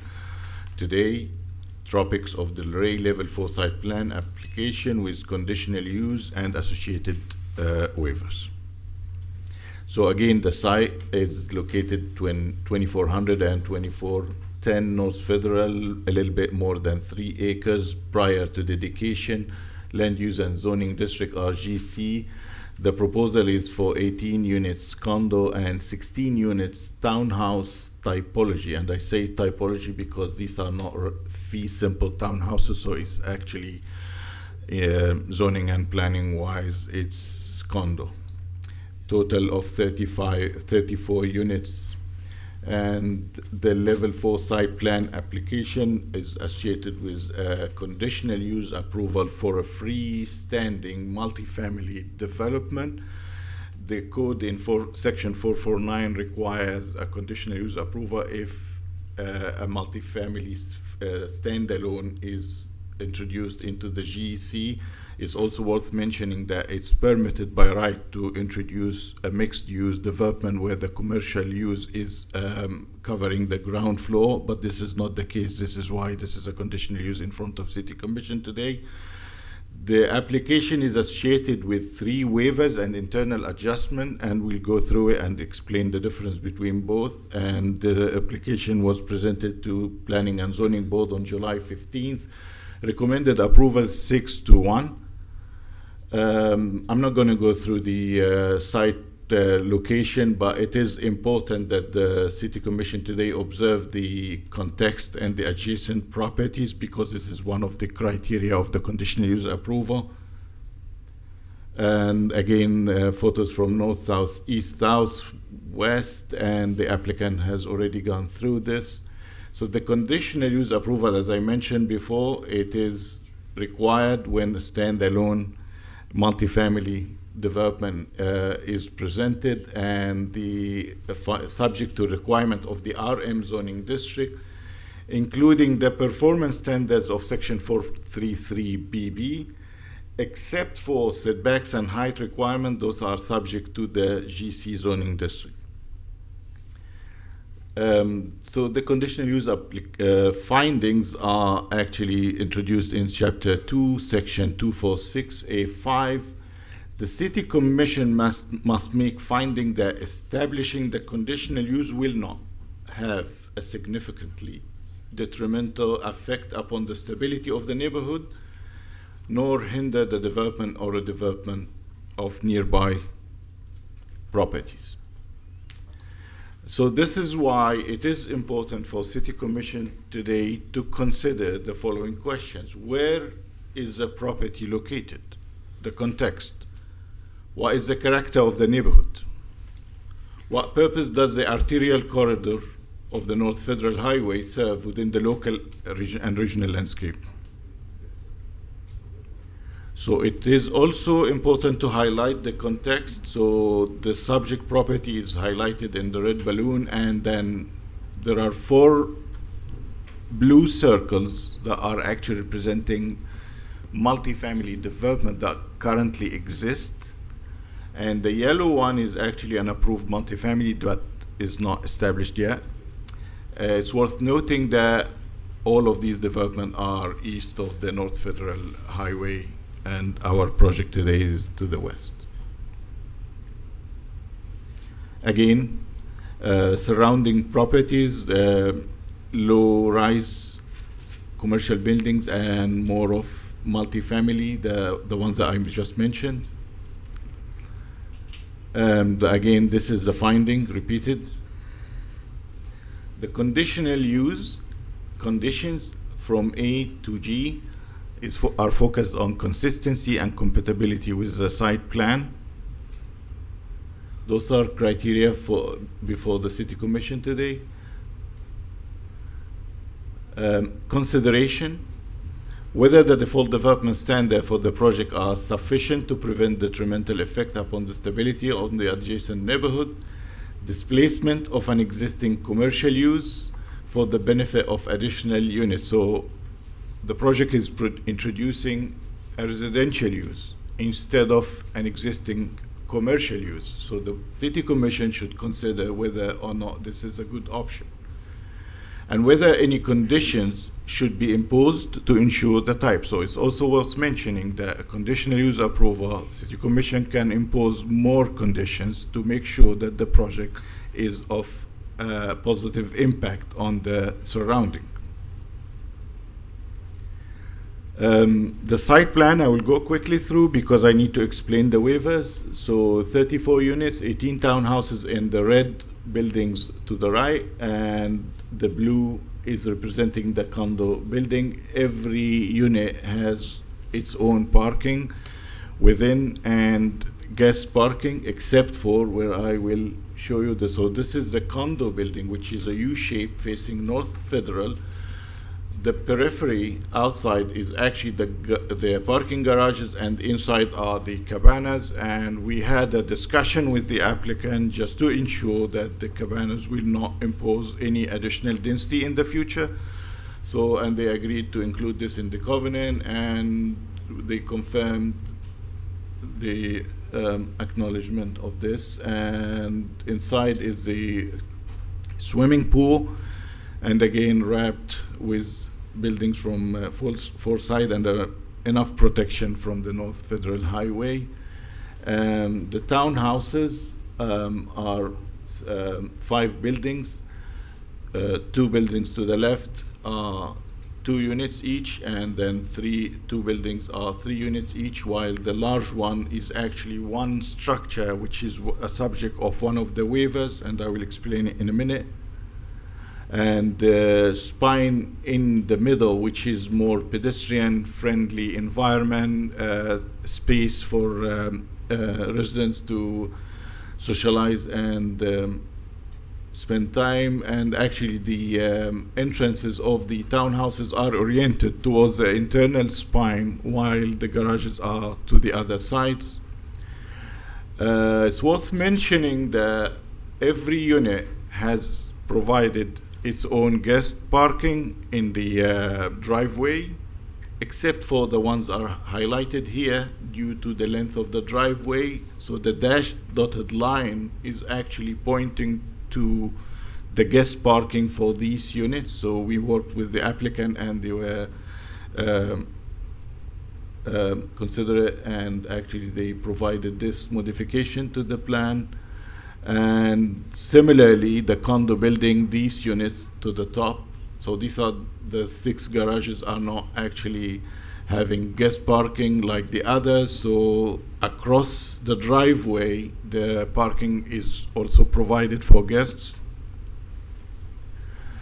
And this is this is the first waiver, which is the width of the driveway. The required is 24, and they provided 22, and I think they explained it well. I don't want to go through this. It is the other one, the waiver number 2, which is the length of the block, the length of the townhouses, maximum 200 the code require, and then this is 222. But if we look into the elevation of it, you can see that it's actually easily perceivable as 2 buildings, because the one in the building in the middle, which is a facility, is actually 1 story. But because the ground floor is a continuous ground floor, so this is subject for a waiver. The criteria, general criteria for the 3 waivers are A to D, shall not adversely affect the neighborhood area, significantly diminish the provision of public facilities, shall not create an unsafe situation, and of course will not result in granting of special privilege. The internal adjustment is different than the waivers, because internal adjustment is a relief from a code section that is actually internal to the site, does not really relate to adjacent site, like setbacks, for example. So the internal adjustment in this case is regarding the separation between the buildings. There's a formula in the code that will calculate the separation requires is 53, while the applicant is providing 30. And the applicant has explained more on the urban nature of the development and the application of the principles of new urbanism. And the applicant also introduced more landscape elements to mitigate the reduction of the requirement of the code. The internal, which is actually explained here, so the criteria for the board must find that such relief does not diminish the practical application of the affected regulation or requirement, and that by granting such relief, a superior development product will result. So it must be of a positive impact. Site plan. The site plan does not provide a loading berth, so this is the applicant submitted a determination of adequacy. So because the reason or justification, it is actually contained and internal to the site, and this is associated with the site plan. It is the snippet to the right of the screen is actually from the site plan, which is showing the diversity of the units. And here I would like just to take a pause, and sorry because it's taking a bit long. I just would like to highlight to page 6 and 7 in the staff report, where we actually listed down the relevant policies in the comprehensive plan from the neighborhood, district, and corridor element, and the housing element that requires a diversity of residential units. It's mostly 3 to 5 units, ranging from 2,200 to 3,700. The plan already emphasizes and just mentioned that. And these are like the elevations, which is subject to findings of the architectural design, 4619.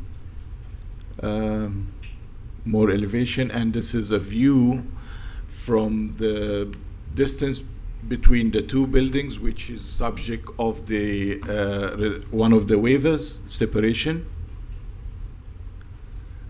Another view. This one is also subject of the other waiver, which is the width of the driveway. And the architectural design, the staff have already reviewed this through the technical review process, and it's deemed compliant. Landscaping, the variety of landscape, and the applicants explained this. Any site plan application is subject to the finding of Chapter 2410, A3B, which is A, B, C, and D. Land use map, it's compliant, and concurrency, and staff report has already identified the compliance. C is the consistency with the comp plan, except for the policies that I have highlighted, which is actually subject to the conditional use request. So the application is consistent. And consistency with the North Federal Highway Neighborhood Redevelopment Plan. The redevelopment plan does not really provide specific guidance relative to multiple family housing development within the GC. However, the plan is generally in support and encouraging multiple family housing and redevelopment in general. And D, which is of 2410, compliance with the LDR requirement. So the application is in compliance with LDR requirement, except for the requested waivers and internal adjustment. And this will conclude my presentation today. Thank you. Amy, do you have anything further to add? No? I don't. Thank you. Okay. We now have the members of the public who have the opportunity to speak on this application. Anybody wishing to speak, please come up, give your name, address. You have 3 minutes. Seeing no members of the public, we move on to the cross-examination and/or rebuttal. Is there a cross-examination that you wish to offer to the city? Does the city have any cross-examination or rebuttal? No, thank you. Okay, good. Well, we are finished. To the commission. Mr. Long. Thank you, Mayor. So looking at this, hearing everyone, to me, these three waivers and the internal adjustment seem reasonable to me. Appears to meet all the required findings for conditional use. This is lower density than what's allowed there, which is great. The ingress and egress looks fine to me. I don't have any issue with that. Frankly, I think it looks like a great addition to this corridor. So design looks cool to me. I know we're not approving that part of it yet, but I have no issue with it. Thank you. Commissioner Casal? Mr. Marker? Yep. I also think the building looks really sharp, and I took a drive up there, and it is a bit of a blighted area for us up there. I have no doubt about that. I think the concessions that you're asking for seem reasonable to me, so I'm generally in favor. Ms. Burns? Yes, I just have a question. On one of the slides, you showed other properties, developments to the east. How far are they from this property? Are they right across the street from, on the east side? Other side of Federal Highway. Okay, so, okay, cool. All right, so, based on the information that we have in our packet, for the performance standards for multifamily development, all of the standards were met, so I would be in favor. Great. Ms. Casal? So I was reading this North Federal redevelopment packet because it's from 1999, so it's clearly kind of obsolete. Informative, however, in terms of the demographics, what the federal highway makeup was. And I said to Amy today, and I feel this is where I've always been, I get nervous when we have options for commercial and we move to residential. Having said that, I support the project, but I think, Mayor, you keep talking about our visions, and Amy and I were speaking about we really need to look at what is our redevelopment plan, because I don't disagree that a section of this area could be residential, but we need to find the places where we are going to house the commercial. Because right now our land use, according to our comp plan, commercial land use is only 9% of the city. And to all of us, that should be something we should concern ourselves with in the overall longevity, fiscal longevity of the city. So I am not opposed to this, and I do see the pattern that we're seeing of residential, but I do think we have to find the place where we say we won't put it. And, we've been filling Congress with residential, and there are other projects up and coming considerations in this area. So while I will support this, I do agree that we need to start looking, and I think quickly, on how we're going to protect what we need to protect in our city, and where that section, where the dividing line is. Where does it start on federal, and where does it end? Similarly, we're doing the same thing on Congress, but I think that is a very important exercise. So I do think instead of visioning, we need to start going through the redevelopment plans and update them, because this one's from 1999. And while it was very purposeful in its intent at that time, it doesn't really serve us now. Thank you. Thank you very much. I'm going to echo what the colleague said up here. I think I actually like the project. This is in my neighborhood, by the way, everybody. I have long watched, and what Mr. Costello said was so true, how long we have been trying to get something going on North Federal Highway. And while we have labeled a lot of things commercial, the commercial just doesn't want to go there. So, you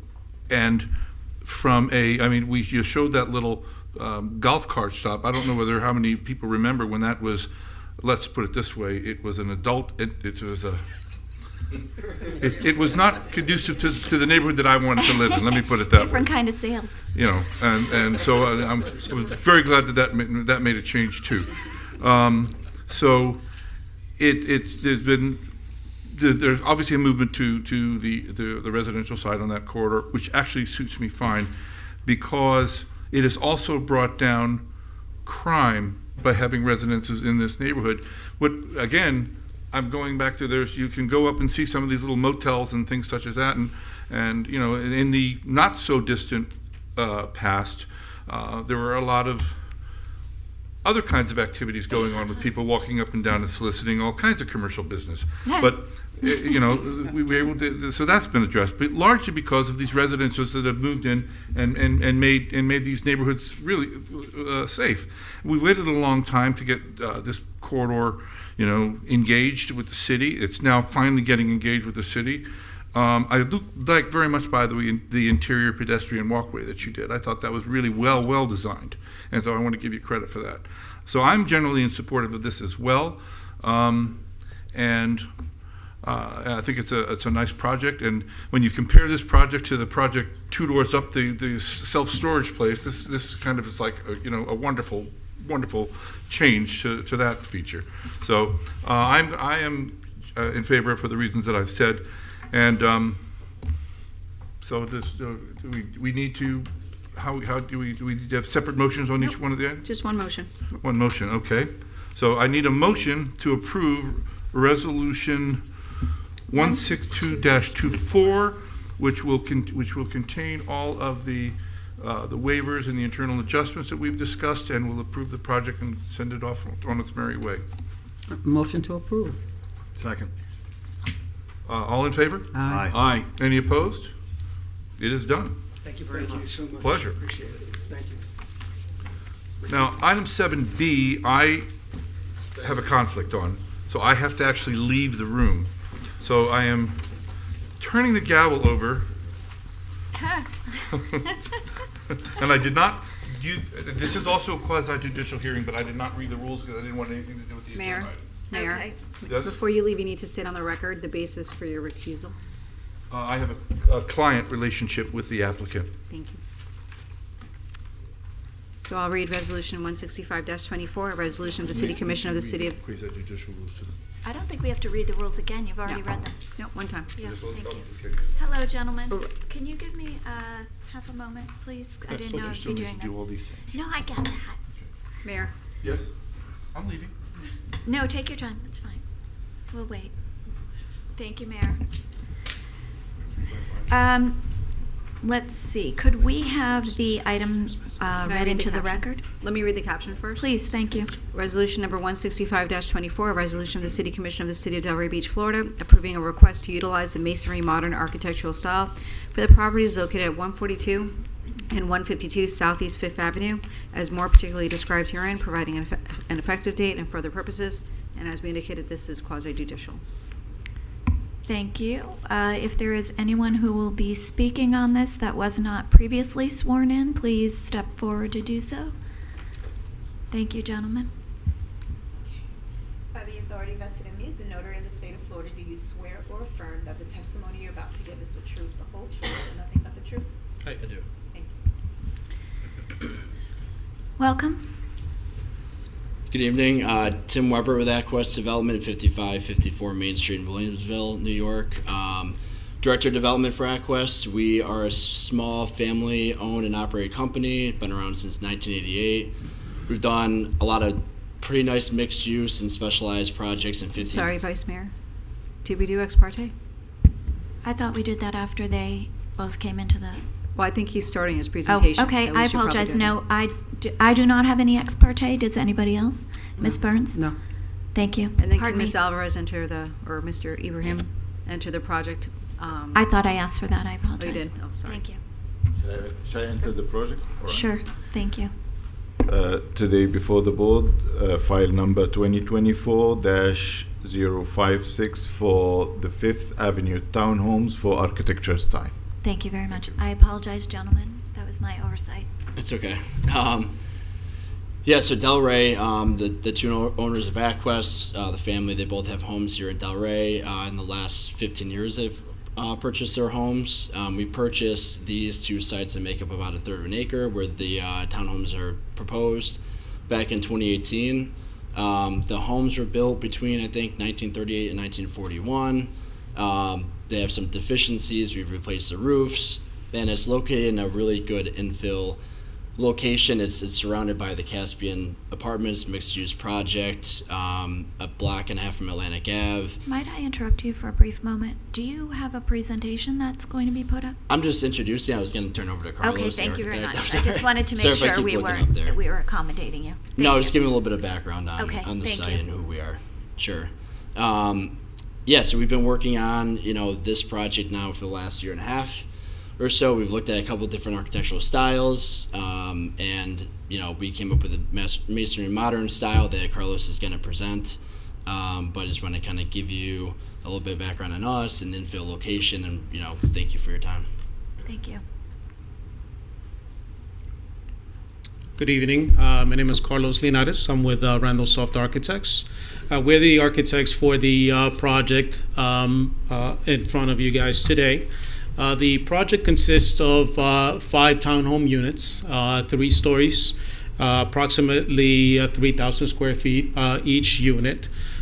This provides you with a rendering of what the front facade looks like.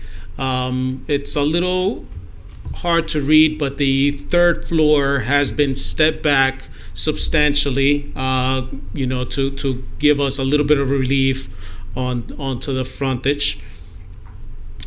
This is a rendering of what the alley garage elevation shows. It's a 2-story structure out in the back. This is an aerial view. As you can see, the dash area is the property surrounded by the condominiums, which is a 5-story building. We're also providing you with the site plan. Onto the right is the front entry. To the left is the garage from the alley. Building sections showing the sight lines. Obviously, we've worked with staff trying to answer any concerns. We are currently complying with all the zoning codes, ULDRs. This is an aerial shot of the project in question. One is from the front, which is the very top. And the bottom is looking from the rear of the property. Floor plans, each individual 5 unit for the 5-unit townhomes. First floor, second floor, and third floor. Obviously, you're seeing the third floor, the 3 stories that are facing Federal, being stepped back. Roof plan. These are just the 2-dimensional elevations for every side of the project.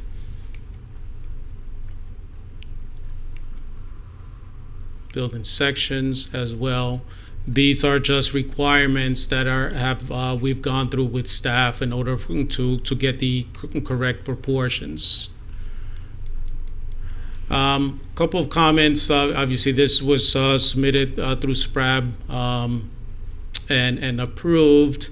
There were a couple of comments that staff had provided regarding the design. Obviously, we're here to present the architectural style, and we have agreed to enhance the entries a little bit more. This is one of the comments that we had provided previously, and this is something that we're working in order to enhance the project even more. That completes my presentation. Thank you very much. To the city. Good evening again. Rafiq Ibrahim, Principal Current Planning, file number 2024-056, for architectural style, Fifth Avenue townhomes, and I just would like to highlight something important, which is today's application is for the architectural style. It is currently undergoing review with staff. SPRAB recommended approval, as I'm going to explain when I have the presentation. So the City Commission will look into the style, so there may be some changes. If approved, the style, the application will go back to SPRAB and will come back into the appealable agenda for the City Commission final action. Fifth Avenue townhomes, 142, 152, Southeast Fifth Ave, architectural style. The proposed style is masonry modern. I'm not going to repeat again, just to be quick. So it's in the CBD central core. From 4 sides, it's surrounded by CBD for 5 townhomes. The application. The existing site, 152, was developed earlier in 1938 with single-family residence converted 1988 into commercial. The adjacent one, developed 1941, single-family, and during the 90s converted to commercial. This is the front elevation. In 2023, the City Commission adopted Ordinance 1223, requiring any application or any applicant that would like to utilize the masonry modern or Art Deco to obtain approval first, to increase the public participation in decision making regarding these 2 styles as the City Commission saw in 2023. And this is why we do have the application today. The code, the CBD architectural design guidelines provide guidance and break down the masonry modern into elements so that the City Commission can review and be able to make decision, because architecture is an art. However, breaking it down into tangible elements can allow us to make easy decision regarding the appropriateness of the proposed style. The CBD architecture design guidelines has actually 7 architecture styles: Florida Vernacular, Mediterranean Revival, Main Street Vernacular, Art Deco, Anglo-Caribbean, Classical Tradition, and Masonry Modern, which is the subject of today's application. The elements that the board, that the City Commission should consider are the defining characteristics and featured elements. So the masonry modern defining characteristics are usually or normally rational load-bearing construction technique, system of punched openings, simple geometry, limited ornamentation. The elements are solid with carved spaces, stucco, usually stucco buildings. Stone and wood details are also welcome in the masonry modern. Usually light colors, but also with some deep, darker colors, but in specific details, and more darker hues highlighting base or deep recesses. And those are like examples of a masonry modern style approved through the city. The windows are usually recessed with a vertical proportion. All the thickness to the wall. The tripartite composition is actually of 3 elements: base and middle and top. And this is the front elevation. And these are the top is the side elevation, and the lower one, which is the rear elevation. This is the context, the Caspian, which is adjacent to the property, and another masonry modern, which is also the mark, Southeast First Ave. The consideration of re-implementation of masonry modern, staff highlighted in the staff report that was presented to SPRAB some recommendations for the applicant, and they are working on it. regarding the vertical proportion, patterns of windows, tripartite composition, and lack of masonry modern detailing. So we highlighted all of this, but in general, it is meeting mostly like the masonry modern elements. July 24th, SPRAB recommended approval, voted 6-0, and with some comments for the applicant to consider. They deemed the style appropriate for the site, and the proposed scale provide adequate transition to adjacent development. SPRAB highlighted adding more emphasis to the entrances and implement features to enhance the masonry modern style on side and rear elevations, as you can see. Side and rear elevation are on the screen. And this would conclude my presentation today, and thank you. Thank you very much. To the public, would anybody like to step up and comment? Seeing no one, thank you. Gentlemen, do you have any cross or rebuttal that you would like to present? Thank you.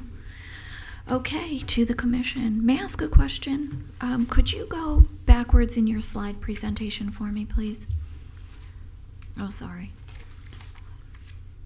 Close to the end. Thanks.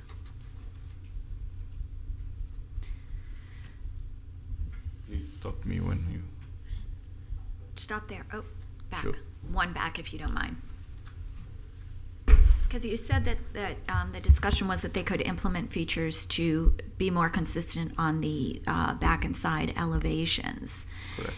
And so you had indicated that they are meeting the masonry modern, but you use terminology specific to say like there could be a little bit more.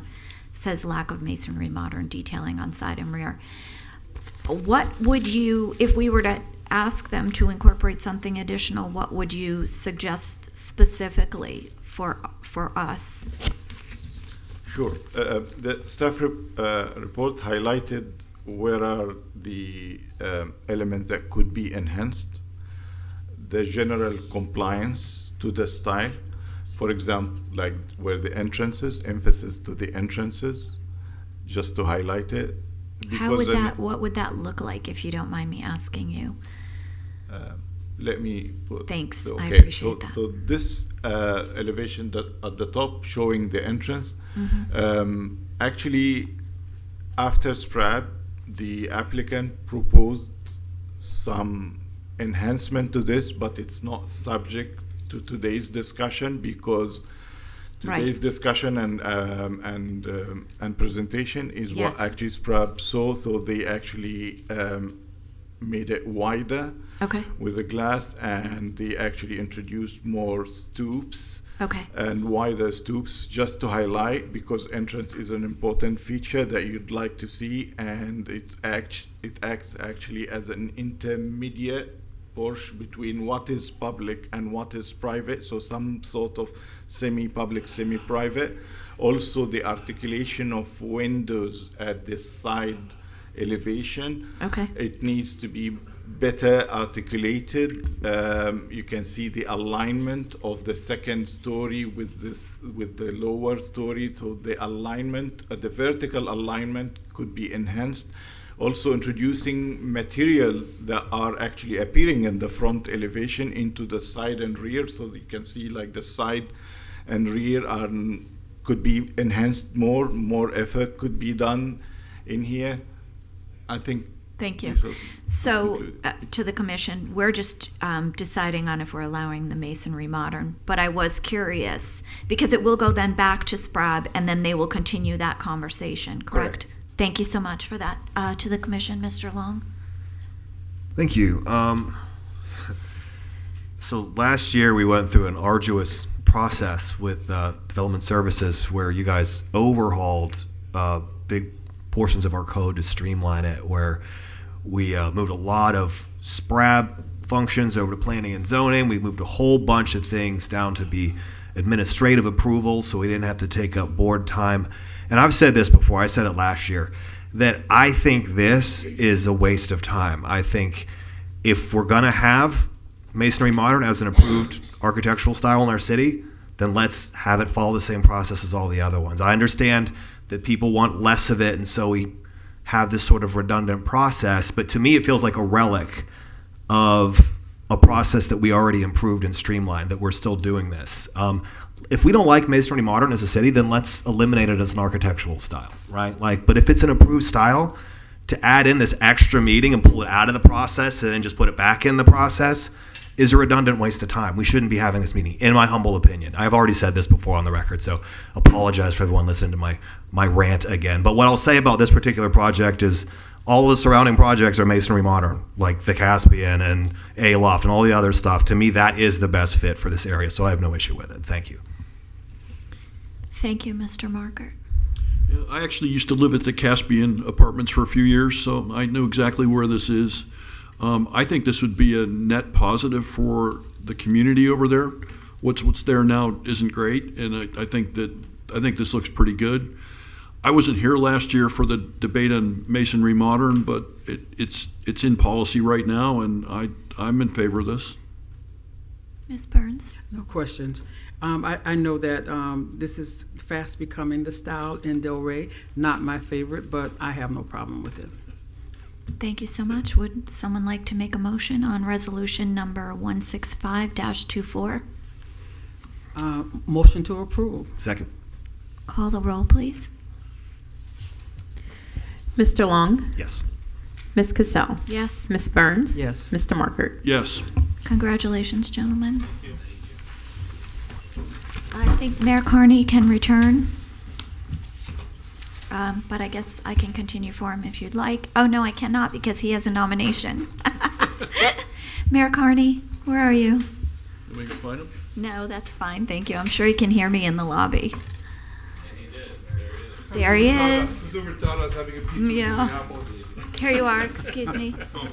You're up, Mayor Carney, to nominate an appointment to the Site Plan Review and Appearance Board. Thank you. Item 7C. Item 7C. Yes, I would like to appoint Robert Lewis. Second. All in favor? Aye. Any opposed? He is selected. The next one is Deputy Vice Mayor Long. This is to the Historic Preservation Board. I nominate Christina Godbout. Second. All in favor? Aye. Any opposed? Welcome, Christina. Third, the green implementation. Mayor, if I may, could I put this off? I reached out to the individuals. I had a question. One of them works, and I don't know if she was aware that she works for the county in her application that these meetings occur during the day. So I don't even know if she still is interested, but I would like to get the input. And so I haven't heard back because I did that calling on the weekend. So if you don't mind. You have not deferred this before, so. I've never deferred Right, this. so No. you want to defer to the next meeting? Please, if you That's don't fine. mind. Thank you. Okay. 7F. Resolution 160-24, a resolution of the City Commission of the City of Delray Beach, Florida, approving an impact event known as the 13th Annual Witches of Delray Charity Bike Ride to be held October 26, 2024, authorizing the closure of Atlantic Avenue and Swinton Avenue as more specifically described herein, authorizing the city manager to take all actions necessary to effectuate the intent of this resolution, providing for an effective date and for other purposes. Do we need a presentation? I would recommend not a presentation. You all are very familiar with this event. This is a total cost of $1,400 and change, and the costs are transferred Motion to accordingly. approve. Second. All in Thank you. favor? Aye. It's fine. Great presentation. Good job. You were amazing. Great presentation. It's one of my favorite events. It is. I do traffic. I sit there with the light, I do the traffic, guiding around the street. And Whatever I'm you one do, it's fun. I'm one of the witches. I'm gonna let that one go, Commissioner Burns. It's okay. Item 7G. Resolution 124-24, approving the, that doesn't sound right. A resolution of the City Commission of the City of Delray Beach, Florida, approving the Old School Square rebranding package submitted by the Delray Beach Downtown Development Authority for use in marketing of the Old School Square campus, authorizing the city manager to take any and all actions necessary to effectuate this resolution, and providing an effective date and for other purposes. Okay. Commissioner Markers, you wanted to bring this back up. Yep. Yeah, I had a chance to sit down with Laura and Suzanne and review the very good work that was done on the branding, and I think the commission needs to see what's been done. I think you need to see how it's been done. It's been done very professionally, and we're making a lot of headway at Old School Square, which I'm thrilled about. I think this is another good step forward. So I was hoping we could take a look at what's been done so that there's more comfort on the dais with what we've got. Laura? Okay, Laura? Mayor? Yes. I just received some info. Can you pull your mic down? Because surprisingly, people can't hear you at home. There's someone in this room that can't hear me? At home. Oh, at home, okay. Ms. Simon. Thank you. Good evening, everyone. Laura Simon, Director of the Downtown Development Authority. I'm here with Suzanne Boyd, Director of Marketing for the Downtown Development Authority. And tonight we just appreciate the time and that Commissioner Markert spent with us to review this, and the time of our team and everyone to bring this together. So I want to first give a little bit of history.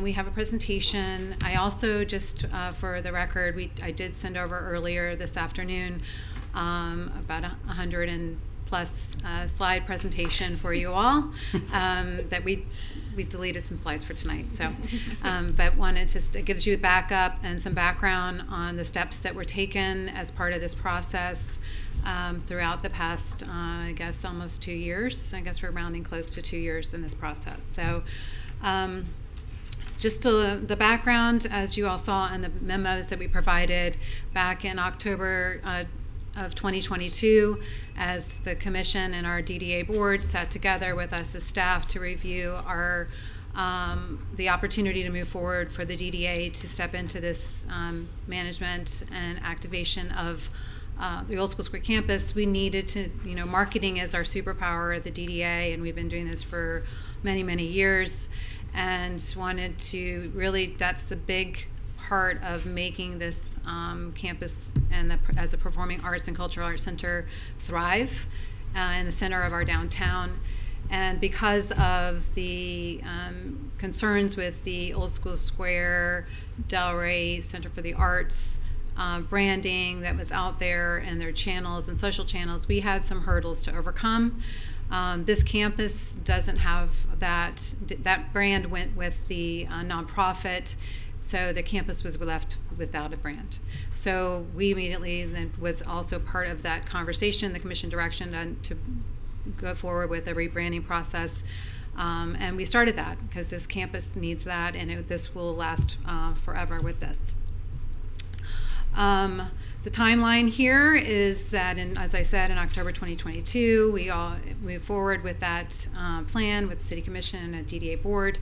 November, in the interim, in November, we designed a temporary, which you all see as just on the front slide we needed a logo, we needed some graphics and some designs so we could start marketing because we knew we were going to be opening right away. The direction was speed for us to really move very, very quickly to get the campus open and active. So with that, we needed materials to work with. So that's how that started in November. It was meant to be temporary website, all the communication materials and marketing materials for that. With the opening of the Cornell Art Museum in December, that's where we launched this. March of 2023, we had also, back in December, launched a request for proposals of marketing firms to go down this process as an agency to be selected to be our firm to go through this rebrand.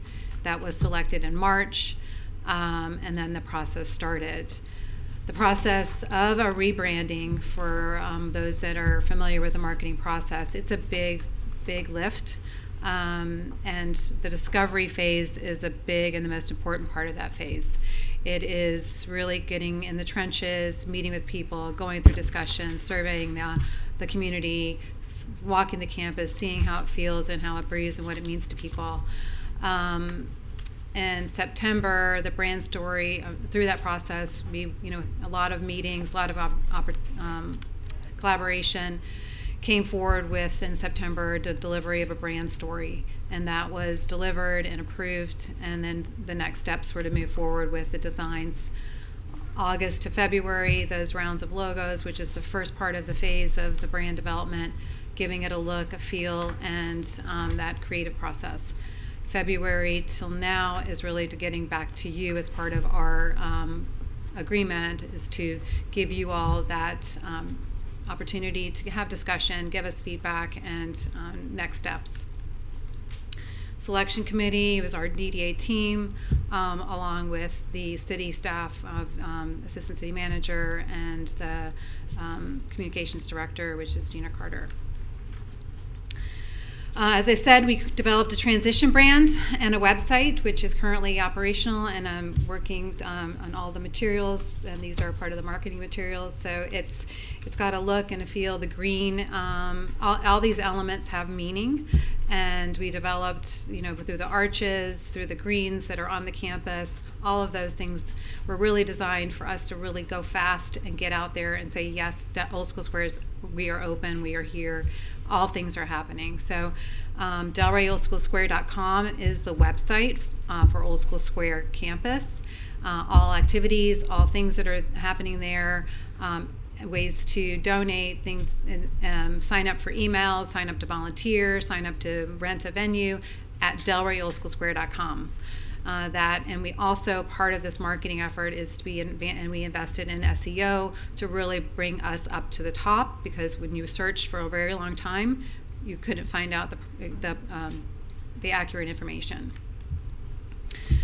The discovery session. So this is really how this is built. So building a brand is part of that huge process, where it's about the getting into the trenches. Again, the agency gathered on a multi-day discovery session, went into the buildings, went around, sat there, felt it, looked at all the different buildings and the structures and the architectural pieces. It is art, and it is a culture place and a performing arts center. There's a lot of different things that happen there, and it is something for everyone. But what they really came away with from the people that they interacted with were these key words, which it's fun, it's vibrant, it's welcoming, it's inclusive, it's nostalgic, and it's original. So now I'm going to turn it over to Suzanne to tell us about the personalities. So Old School Square is a campus, but it's also made up of individual venues, and each of those venues has a personality, and that was really what the brand discovery session was finding out about, right? Because each of those venues is going to need its own brand as well, because we're marketing to different demographics, different people. So who go to the Cornell Art Museum might not be the same people that are going to a concert at the amphitheater or a school or the show at the Crest Theater. So the four buildings are really about the four pillars, which are: we preserve a storied legacy, we create a gathering place for people and ideas, we celebrate our vibrant, diverse home, and we inspire a local love for Del Rey. And then what our digital agency did was assign adjectives or words of a personality to each of those buildings. So the Cornell Art Museum is storied, it's welcoming, it's creative. The amphitheater, it's eccentric, vibrant, passionate. The Crest Theater is progressive and unexpected. And then the Vintage Gym, of course, nostalgic. Okay, and this is the approved brand story, and this really is what the campus is and how it makes people feel. Every time I read this, I start to tear up, so I'm going to try to hold it together. That's what she's doing. But it really does, it really encapsulates what the campus is all about. It is where Del Rey comes together. To the people of Delray Beach, these 4 buildings and 6 acres don't make up the Old School Square. They make up our Old School Square, a campus that inspires the community and invites participation. It's a welcome place to visitors of all kinds, whether you're from out of town or down the street. Our square is Del Rey's soul, a place to gather and a place to grow, a place to reminisce on old times and have good times, a place to connect with the arts, with friends, and with yourself. We are the beating heart of downtown, a living legacy at the corner of past and present. At our Old School Square, we create a space welcome to everyone, where everyone is welcome to create moments, memories, music, art, community, it's all made here where Delray comes together. So that is the brand story, and that's where you kind of start with branding a campus. So this is the voice. This is how we communicate to people. This is, so it's more than just a logo. So to say that a brand is a logo, that is just one small piece of what the brand is. It's really how we communicate this message to our consumers. And so that is, that's the brand story. And I think it's very fitting for Old School Square. All right, and then the next part, after you develop the brand story, you bring the vision to life, and that's what goes through logo development. I do want to give you all an opportunity to see all the different logos. And this is part of that 117 slide presentation, but I broke it down into some smaller slides so you can understand how many different logos we went through. All right, and this was our logo choice after going through multiple rounds of logo development. And what does this logo represent? It represents those personalities that we talked about, right? It's vibrant and bold. It pops off the page. It's original and dynamic. It's ownable. It's unlike any other. And it's nostalgic. It's a nod to the OSS architecture. And I want to dive into that just a little bit. You can see all the different logo choices here. It shows you horizontal, and this is part of the brand guide that will be developed. All right, the inspiration for this design, the H and the L kind of form an arch, and that was intentional by our graphic designer. If you go anywhere on the Old School Square campus, you will see these arches. These arches are in every single doorway to the Vintage Gym, the Crest Theater, the Cornell Art Museum have those arches. All of the windows have those arches. The loggia has those arches. So those arches are indicative of the Old School Square campus, and that's why you see the H and the L coming together to form that arch in the logo. The colors. So this green and pink are found throughout the campus as well. The paint trim throughout the campus is this green. That's how we came up with the green for the transition brand, because our graphic designer had seen this green throughout the campus, and that's why we decided on the green. And then you'll see the pink in, those are the columns inside the Crest Theater. All right, quickly, these are just some of the brand mock-ups. I know you all wanted to talk about cost. Yes, cost is very important. We have been very conscious of that. Brand development, and I know Tom knows this, but brand development is, is a process that does take money. Major corporations spend anywhere from 40 to well over 6 figures for relaunching a whole brand. So this is well within that. And if you want us to break down any of that, we can, but yeah, so the next steps would be to finalize the brand guidelines and standards, and then develop the new Old School Square website to match this new look, and then launch it to the public. Great. The Tom you were referring to is Commissioner Marker. Sorry, yes. Just for the record. Just for the record. I don't know anything about marketing. To the commission. And Ms. Casal? I don't know anything about branding. Thank you for incorporating, and also the notes in the end that indicate, who liked what, because it's clear that you were gathering input in the process. Listen, I wouldn't know a good logo if it hit me in the face. That's not my area of expertise, so I would always rely on the experts. We did get some feedback online, emails and feedback. So I think my question would be, how can we get the residents to embrace it? That's all. And maybe they need the story, a little video or something put together to show how you got here, because when you tell the story, it does make it a little more appealing. Sure. I have to be honest. Mm-hmm. But again, I'm no expert. I appreciate your hard work. Commissioner Burns. Yeah, same. I appreciate the work that you've done and time you've put into this. And I'm not a logo expert either. The rest of my family that's their forte. But I'm okay. No other questions. Thank you. Commissioner Long. Thank you. Commissioner Marker. Yeah, I am the branding guy. So I served as the chief marketing officer for Office Depot for 5 years. Was the CMO of Nielsen, the television ratings company, for 5 years.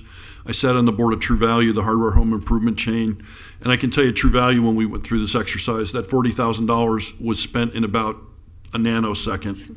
We spent 7 figures rebranding that company. I will say to everybody that's in the audience who doesn't have a marketing background, Julie, you summed it up well. This is always a controversial exercise. Some people like orange, some people like blue, some people like circles, some people like triangles. That's how this process kind of goes. But what I like is that you did the research. You know, we found the elements of Old School Square that we wanted to highlight. The color schemes are good. And I think the suggestion that came out about perhaps a video for the community would be a really good idea.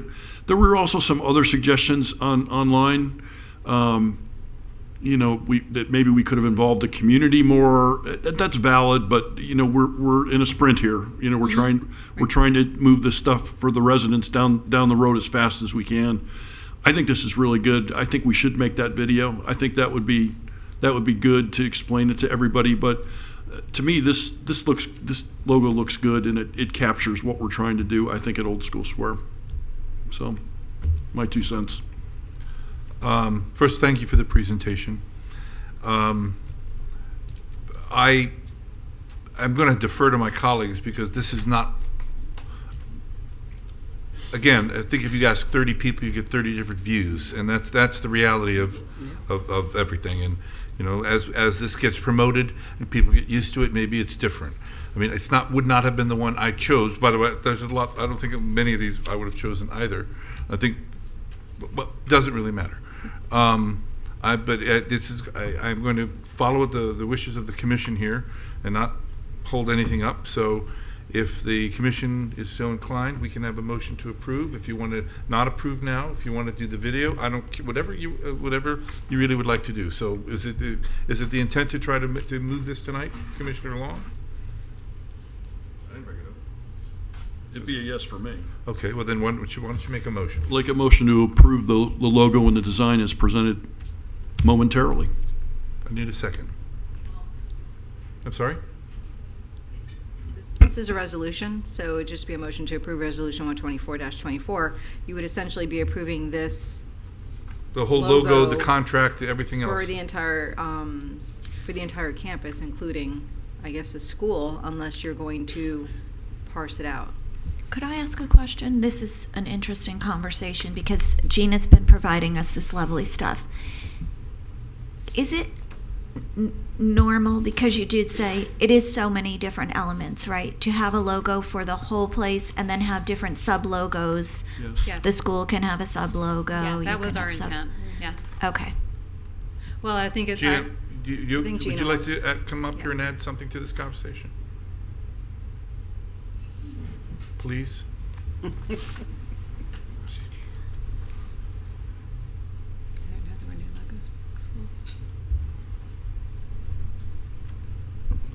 Hi, Gina Hello. Carter, Director of Communications.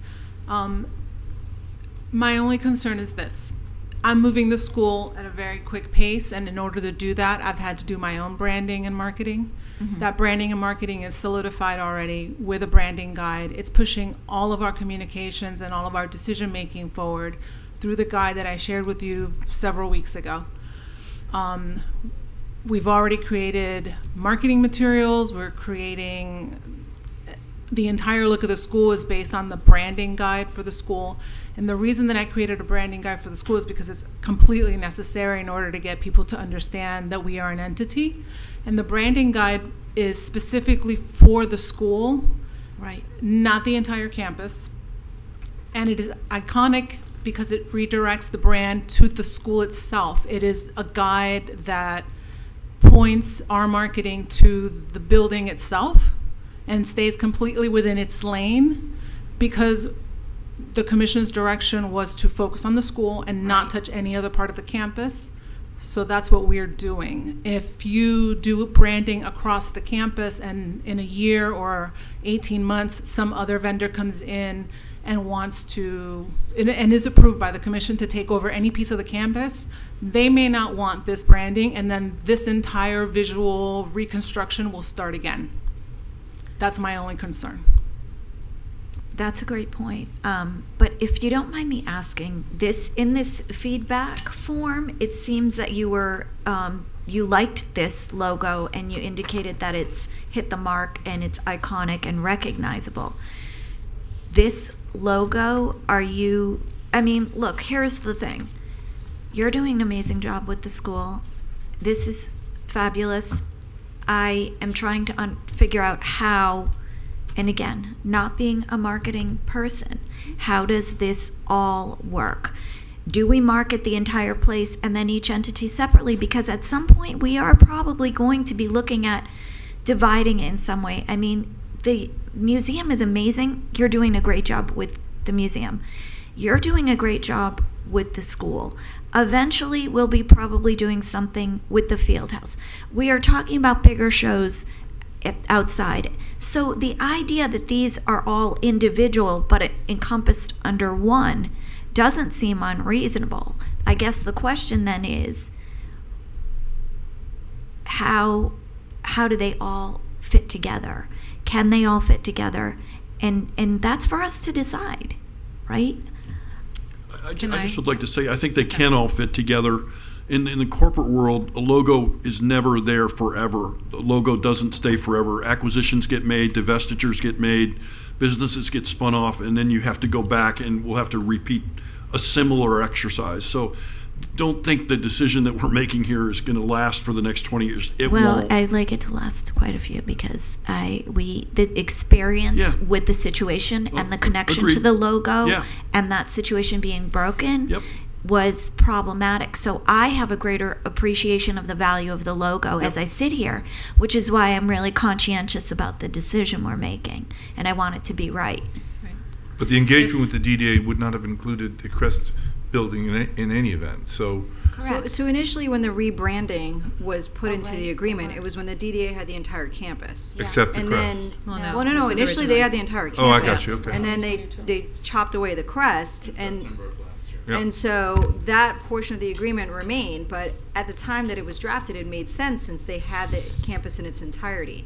So now that we're, parsing it out, so to speak, I think we need to just be mindful about making sure that there's consistency in what we're doing. Can I make a suggestion? Because I like this. I like what the school's done with their marketing. If you notice, you have little tumblers on on the dais that have the. I think Laura was. So if I can just jump in, I'm sorry, just want to express, just so for the consumer, just through this process, we've being in the trenches for the past almost 2 years, just hearing from the public, going through the marketing, investing in the marketing efforts to get Old School Square out back, that it's open and things are happening there. What we hear and what we see from people is, how do I find out what's going on at Old School Square? Many of the consumers, many of the people that are coming there don't know the difference they just want to find out the information. And I think it's really important for us, and with Gina and the school, is to really have a home for that. And so that was the point of developing this, really just, and seeing the hurdles that we had to go through to make sure that we're creating something that is passable, to whoever takes on this campus, that it is here's everything for all the efforts that we've done, all the investment that's been done by us in the city, that now it's usable and go forward and implement and market by utilizing this brand for the campus. This is a city facility. This is something that is ours, as the brand story says. It's ours as the city and residents and users. So we wanted to make sure that stayed with that. And the school itself as the entity, as the museum, they all have their own feel, right? As that's how we put it together. So I think, from our perspective, it's, making sure that we're, working collaboratively, and keeping it in one, and hopefully in one place for this campus. As things do evolve, things do change. But again, we wanted to make sure that we were, being mindful of the situation that we're in and being able to create something that is usable for long term and being able to hand off. So in a practical world, right? So right now, the Transition website has a page that has the Creative Arts School on it. That page has information that links to the city's website that's been created by Gina to tell people how they can teach at the school, how they can take classes at the school, the program administrator job that's up. So all that information then links to the city website. But it would still be under the main Old School Square brand, right? So practically that's how it would work, especially right now. But having an overall overarching brand and umbrella for the campus is very important. And we've had one for the last 18 months. It's just a transition brand, it's a font. Right. So we're just trying to create something that's a little more easier to market with. Comment? Well, the city attorney had I was just going to make a suggestion.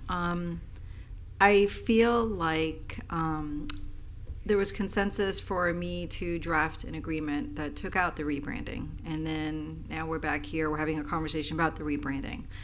I think it might just be beneficial to, I'm going to say the word you don't like, but I think we need to have a workshop because, and I think the workshop needs to be more collaborative, not in this room, with the DDA, to roll up our sleeves, and because I don't know if that board in 6 months is going to want to continue the ILA based on the conversations that we've been hearing.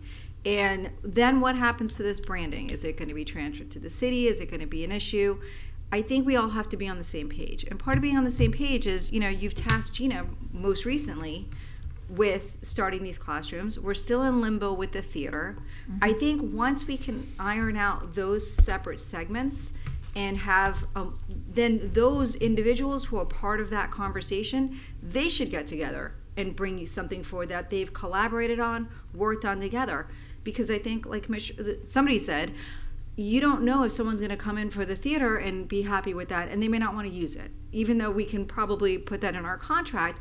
I just think we should just have a more open environment where the people who are going to be running these different segments, and I feel we're very close. I even think we're close with the theater, given the proper direction. So I feel like those three people, the DDA, Gina, and whoever that group is, they should sit together and they should collaborate with the overarching brand, and then individually whatever works for each separate building. But I feel like we're rushing this. We're making great strides, more strides than we've had in the past, and we're almost there. So I don't know if there's a sense of urgency right now to get this done. I think once we're done with those buildings, then we figure that part out. The DDA has a website with the classrooms. I just pulled it up, so that information's out there. Gina's working on the classrooms. She's got the instructors. We're getting there, but I just would hate to. I'm not saying throw this out, but I would just hate to make a decision tonight on that while we're still so close on those other aspects of the property. I actually agree with that. Okay, that's a first. So just one more thing, and I appreciate that guidance, City Attorney. I think the one thing that we started this process with the speed to get it adopted back in December last year. So we were moving fast, we were ready to go, and we were delayed due to lots of different challenges with getting it on the agenda. So I think, now we're in a different place, which is, a little, so time changes everything, obviously. So I do think that there is definitely a need for all of us to workshop on this, because this is not just a logo or a branding thing. This is a bigger conversation, because these are things that we're in there working and feverishly on a day-to-day basis to make plans for the next year and a half, whatever it is, or as we're moving forward to what's best for the city, the downtown, the DDA, and the campus. And we want to make sure that we're all on the same page. And you're doing the school, there's a lot of things going on, and I think working more openly, collectively, and collaboratively would be much more beneficial for everybody. I support your idea. I think a workshop would be good. I also think we're very close, and I'm really thrilled about that. You and I talked about it today. You've done amazing work with those classrooms. I'm so proud of the work that you've done. And I think we are collectively really close now. So I think the idea of a workshop, let everybody bring up their dirty laundry, let's air it all out, and then let's make a decision and move forward. So we have consensus up here? We're going to do a workshop? I agree, Okay. yes. Yes, Commissioner Long? Yep. Huh? So, Mr. Mayor, You love workshops. I'm going to get you a pet one day, and I'm going to name the pet Workshop. So you can say, I'm looking for a workshop. I'm looking for work. Mr. Mayor, and ladies and gentlemen, just to summarize a bit, given the consensus in this regard, I think a joint workshop with the Downtown Development Authority Board and the City of Delray Beach City Commission, our staff, and a date to that effect would have to be determined, because my direction will be for Director of Communications Gina Carter to work with the Downtown Development Authority to engage in whatever logistics and other details based on those discussions and considerations that might be born, so that we can adequately prepare accordingly. So typically, as you all know, I like to offer specific dates and guidance in that regard. That is not the time and place at this particular point in time. However, a joint collaborative workshop with the Downtown Development Authority Board, Delray Beach City Commission, but again, all administrative leadership involved will be asked to collaborate with one another so as to adequately prepare accordingly. So with that, ladies and gentlemen, I'd like to offer that summary. Okay, so we're going to just, we're going to table this resolution? Yes, and can I just Do we ask need a one more? motion to table? I don't think so. Okay. I think the consensus is there. Is there consensus from the commission? We've had a lot of interest in the theater. Is there a consensus that the city manager or designee can reach out to some of those, or do you want to bring that back? Because I know that there's been some expressed interest from some of the some of the groups that came before you to potentially do smaller shows. Yeah. But without the direction from this commission, you know, it's hard for staff to Well, to have I've those been conversations. in weekly contact with Ms. Barletto regarding the pattern there, and they've already had the sound people go in. They're having an electrical person, I guess, go in sometime next week. They've engaged a contract with the person who does the rigging, right? So they're going to be having that person come in. So we're going to have a general idea on all of that. Because Within the next I don't few want those weeks. things to slow up us actually doing the getting the theater up and running. Okay. I just know that they've been reaching out to staff, and without the consensus from the commission, I would we're give a not really consensus for staff to authorized talk to people. Yeah, let them talk while the work is being done, sure. I'm just saying that. I think they're separate and apart. I think Right, we're not going to be they're able to mutually have exclusive. people doing things there if we're going to be in the process of renovating. Understood. Right. And it's, the good news is, and not holding me to it, but the good news is they're saying that the costs of doing what we thought we'd do, what everybody was throwing around $5 million, looks like it's actually going to be a little tad less than 3.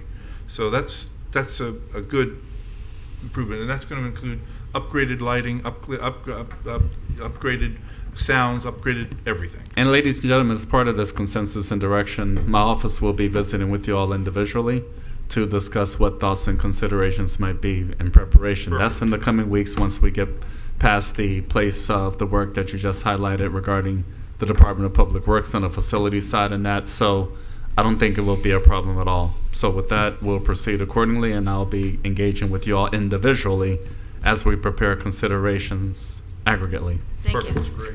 Okay, Can I just say one more thing? sure. It has nothing to do with this, but I just wanted to, I wasn't here during the opening of the meeting, and I just wanted to say thank you for acknowledging my father.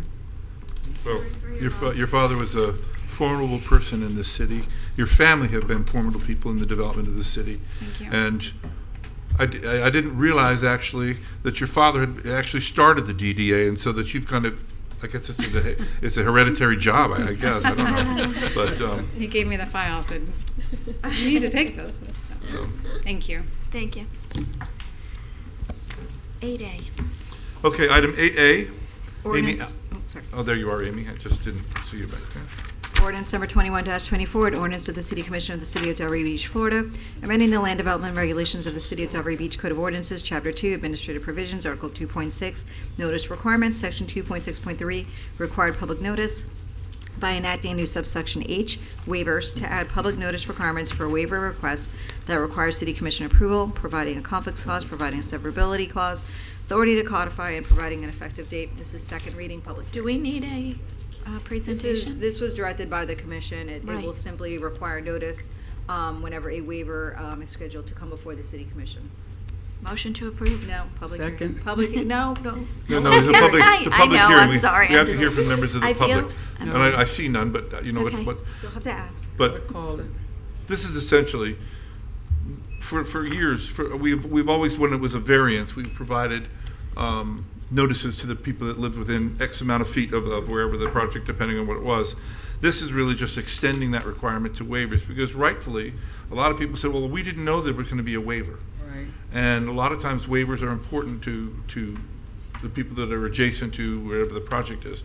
So this is really just to provide that we're going to extend the notice requirement to include waivers. Right, because the gentleman had come in. This became a topic of discussion when that gentleman came in, and a 10-foot wall that was a retaining wall. Which is a plus waiver, correct. Was a waiver, and he didn't have any idea. Right, So no, it's so- just a safeguard for the residents and us in some sense. Right, Just so, for clarification, if I can, if we're already in discussion, waiver notices only for city commission Correct. waivers. Yes, that was what we I had just agreed wanna on. be clear. Thank you. to not everything, not everyone, no, I No. understand. Just the ones that come before this board. Right.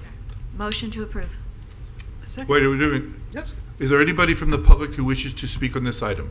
Seeing none, Thank you. Motion to approve. second, Second. all in favor? Aye. Any opposed? Good. Mayor, 8B and 8C are related, so can I read both captions at the same time? 8B and C are related, right. Yes.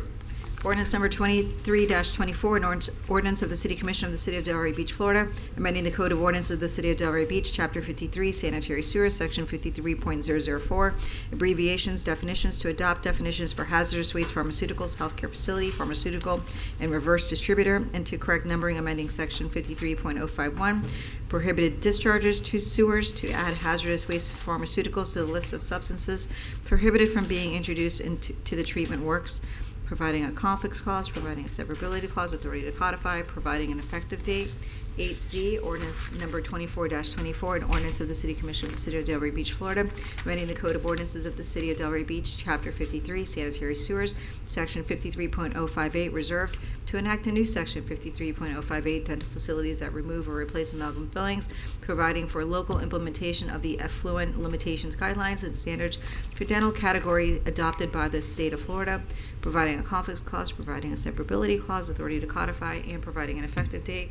These are second readings. Mr. Ajmer is here if you need a presentation. I do not need a presentation. Would you like me to make a motion, or We do need we to let open it the up to the public? public. Well, it's but we're going to be on 8B first, we're going to do 8B. Are there any members of the public wishing to speak on item 8B? It's C, actually. No, there's two. It's No, two, B and C. I'm sorry. One I is to discharging apologize. pharmaceuticals Yeah. into the system, B is the pharmaceuticals, and C is the, and C is adding the Effluent. dental thing to Yeah. the I apologize, to Mayor. definitions. right. So is there any, so can I have a motion to approve? Motion to approve ordinance number 23-24. I did, I said, are there any members of the public? There's none there, none seeing, none. Second. All in favor? Aye. Aye. Any opposed? Great. Item 8B, 8C, Motion to excuse approve me. ordinance number Excuse me. 24-24. Are there any members of the public wishing to discuss item 8C? Seeing none, Motion to approve ordinance number 24-24. Second. all in favor? Aye. Any opposed? Done. No first readings. Comments on non-agenda items. Mr. City Manager, you are up. I yield at this time. Thank you. Good. City Attorney, you are up. I have nothing. City Commission, Mr. Long. I just have a couple quick things. Speaking of, we've a lot of talk about workshops tonight. The one on the 10th. What are we doing at that one? I saw on the calendar it said it's the repeal of that ordinance that had to do with segregation, but we had a meeting about that last year, and you're gonna be okay. And you correct me if I'm wrong. We found out that it had already been repealed at one point, and then we kind of heard from the community, and they sort of advocated to us that it was frankly a performative sort of hollow gesture at this point anyway, and they would rather have like a conversation about it and some kind of learning moment where we could meet up. And I'm hoping that instead of having this workshop, I was hoping to get rid of a workshop. God forbid I have a week off. But it sounds like now we're going to do other stuff that week anyway. So, but anyway, I'm just wondering what we are doing, and if it's worthwhile at this point, maybe we could replace that with something more worthwhile. Well, given, if I may, just to chime in. Please do. Thank you. So given the clarity regarding Frog Alley, we talked a little bit about that, and that's a hallmark focus in that regard. So that suggestion would be productive, I believe, to get to a place in that regard. Also, September 10th, as we clarified relative to the opioid policy, that will be the focus for that particular meeting as well. So with that, I am preparing via this upcoming executive leadership team meeting in 2 days to get us squared away for September 10th in that regard. I think that would be a wise move. All right. Was this close to eliminating a workshop? I agree. So this will be added to the workshop on the 10th? I would like to continue y'all's feedback in that regard, but given the clarity that Mr. Long just provided, I'm not sure. Because the community wanted to, have a say, wanted to share ideas, and that's what I was under the impression that we were going to give them an opportunity to do that. Yeah. Okay, very well. I'd like to plan something, maybe Does not the a workshop. community do that in a workshop? Not a workshop, No, I don't that's think. what I'm saying. That's Not in a workshop when we, setting, that's when we why. talked about this last year, it wasn't going to be a workshop anymore. It was going to be some kind of planned event. As a workshop, that's not what we asked. So we need to think about what appropriate strategy in that regard, because a workshop, of course, is for the city commission, educational purposes, etc. We'll take care of the opioid piece. Maybe the per city direction staff offer. should do a community thing, not something like city that. meeting. Similar to like a town hall situation, I think makes Correct, more or sense. something that So what we can probably accomplish is, maybe you should think about it and get back to us. I will think about that. Let me get my thoughts together, because of course we have the quarterly town hall engagements and those types of opportunities. The next exercise to that effect will actually take place in October. Well, and I intend to speak. But I'll consider that. I intend to speak with some members of the community. I'm sure Commissioner Burns will as well, and maybe we could come back individually with some ideas for you.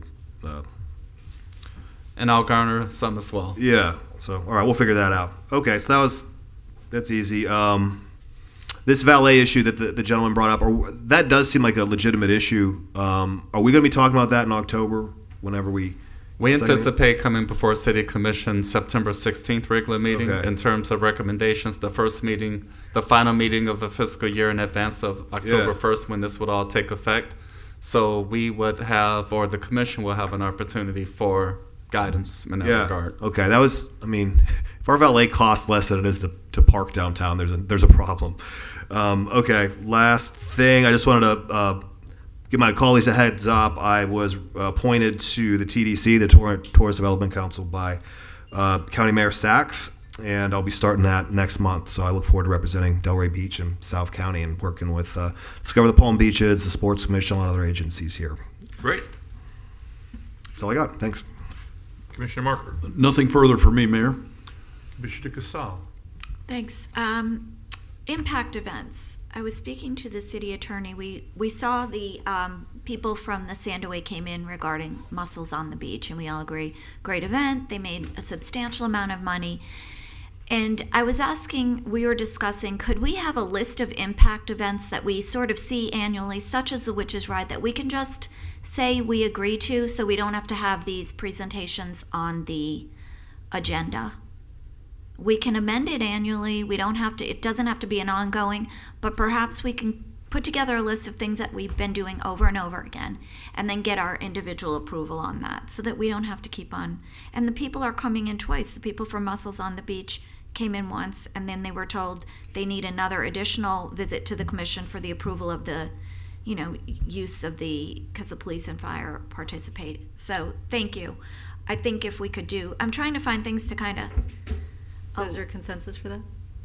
to amend Is the there special. consensus? The special events Yes. ordinance allows the manager to draft the policy, so if Yeah, I there's mean, we know we're consensus- going to be having the Delray Affair, right? Right. We know we're going to be having the There's St. some Patrick's events that are Day. already listed on there, but these are these newer ones that weren't. Yeah. Well, they're not newer, but they're coming before you now, and there's more frequency to it. So as long as the footprint remains the same, Right. and there's no other changes from year to year, Right. we can just add those to the list, and I'm sure Mr. And Moore will perhaps we compile could get the an list. updated list and then whatever you're adding, and then we can just go through it. So we'll work to accomplish that, present that for your September 16th regular meeting, Okay. if that's okay, which I like, last meeting of the fiscal year before the new fiscal year begins, and thus program year for a lot of these events. So we'll make a commitment for that time frame.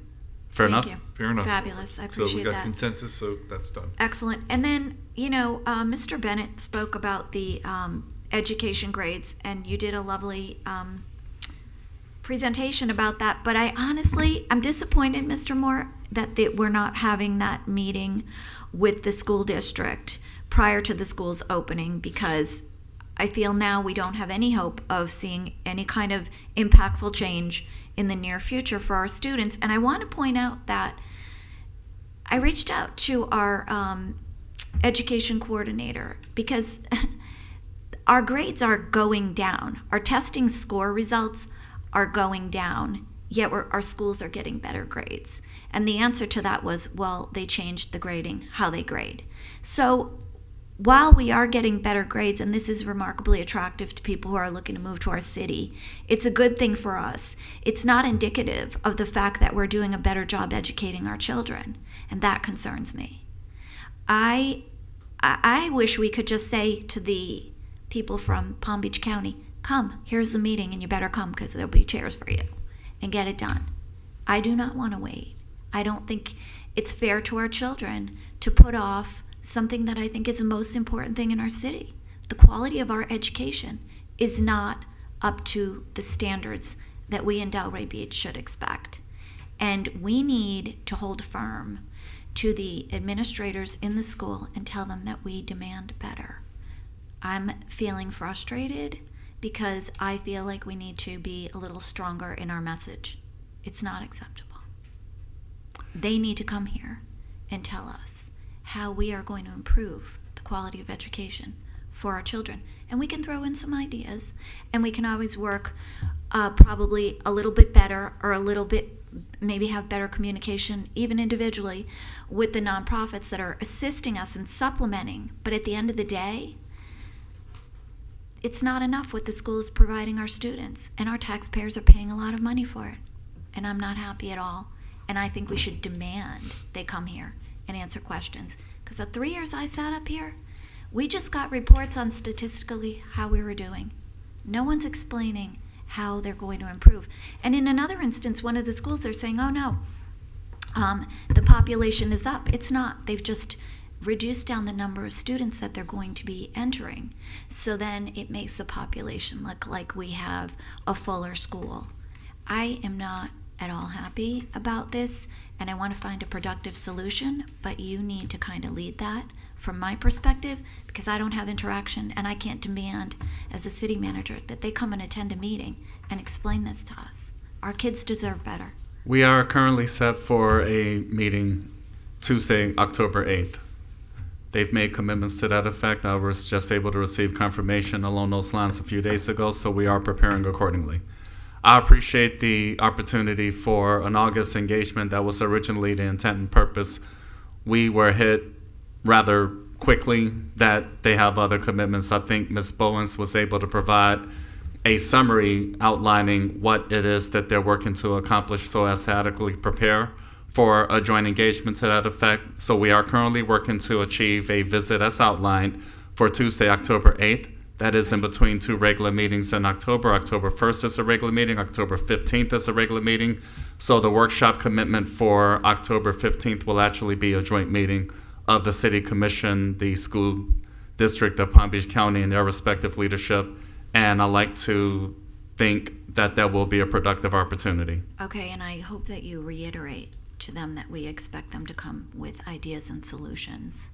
That's underway as well, ma'am. So I look forward to it as best as possible. Thank you. I really appreciate that. I have two other things. We discussed the idea during the last meeting of, are we in compliance with our charter with respect to how we are handling our budget. And then Mr. Dunkley was lovely enough to send me a whole bunch of correspondence that went back and forth that you referenced with the OIG. But as I was speaking to our city attorney, you could argue technically we are lacking. And so we were talking about the fact that it might be time to look at the charter and look at amending the charter. So maybe we amend the charter to say you don't have to have detail for all expenditure increases or decreases, but only over a particular amount or under a particular amount. Whatever we can do, I know this is on the way long list of things to be doing right now, but it's something to think about if we feel there are other issues in our charter that need to be addressed. Maybe we start compiling a list of things we need to amend in the charter and look at how far out in the future we want to go before we are doing that. And the last thing, Mr. Moore, is in your newsletter, not the last one, but the prior, you talked about the Haitian Center.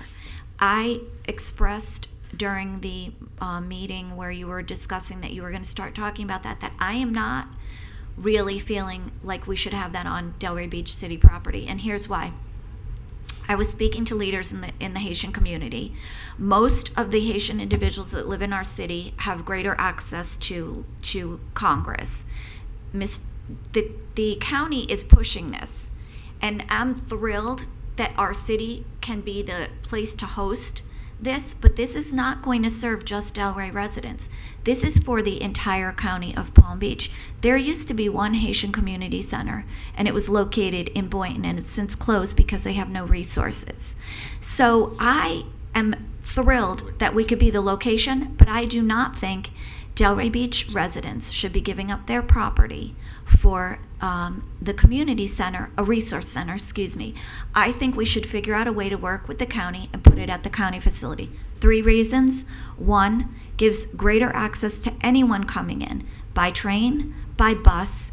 The Congress Avenue is way more accessible.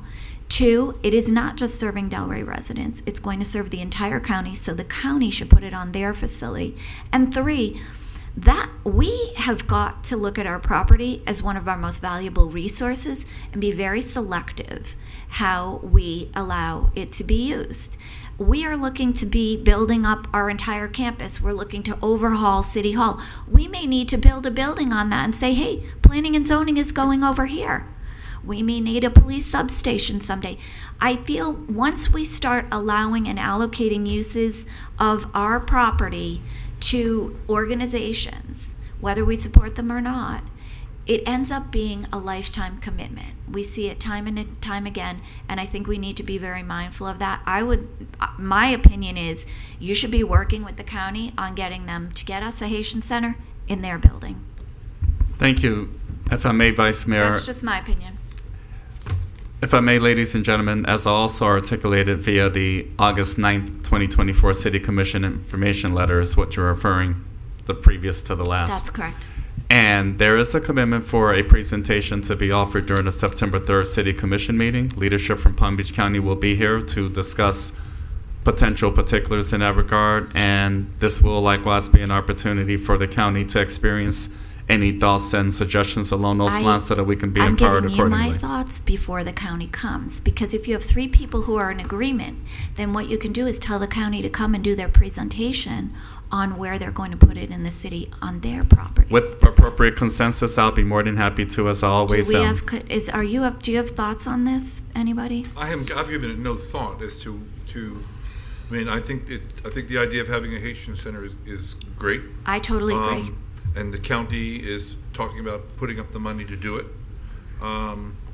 And you're saying in particular that you don't want it on city property. That's taxpayer-owned property, and we may want to utilize it in some way, shape, or form in the future. Also, I was speaking to a leader in the Haitian community. Many of the people that are going to be utilizing that place don't have cars. Transportation is not that easy. So putting it at an access place like Congress Avenue allows bus transportation to the center and allows train transportation to the center. It makes greater sense. What property are you referring to? Because I've been supporting the community property in Congress. When did that property come up to talk That, about? they're in the works of restructuring that entire property, and they're getting input from Delray Beach. Madam Vice The Mayor is SOE. referring to county property located on Congress Avenue for their master planning for county facilities, South You mean County the old health facility, et cetera. No, No. no. No, county-owned Tri-Rail. facilities along Congress Avenue. Yeah. So you have the South County complex, if you will, and there's future Right. opportunities for expansion. I believe that's what you're Okay, referring. so the only discussion I've heard was the facility on Southwest 12th They're Avenue. looking at property and- there and something over in Osceola Osceola Park, Park. but Those it are the can't- only two that I was aware of. yes, ma'am. And there are no definitive commitments made to this effect Right, at all. correct. They're examining different sites in Delray Beach, Florida for this purpose. Everybody's been brought up to speed to that effect. That's pretty clear. And that leads to an opportunity for leadership of Palm Beach County to offer a presentation to the City Commission September 3rd so that we can go from there. Right. And if there's an interest in communicating or emphasizing ancillary ideas to that effect, so be it. But I guess what I'm trying to say here this evening for my fellow commissioners is we are working. I'm hoping for an update at some point on what's going on, but that property is going to be redeveloped in the near future. That's the county's property. There's no reason they can't make a small storefront for a resource center right there where the people can get the bus and the Tri-Rail right to that location. That makes greater sense. And if we have a consensus on the commission, we do not need Mr. Bernard to come in and give us the presentation on Osceola Park and the other place. We just need him to come in and tell us how they're going to do it at the other location, if that's the agreement of the commission.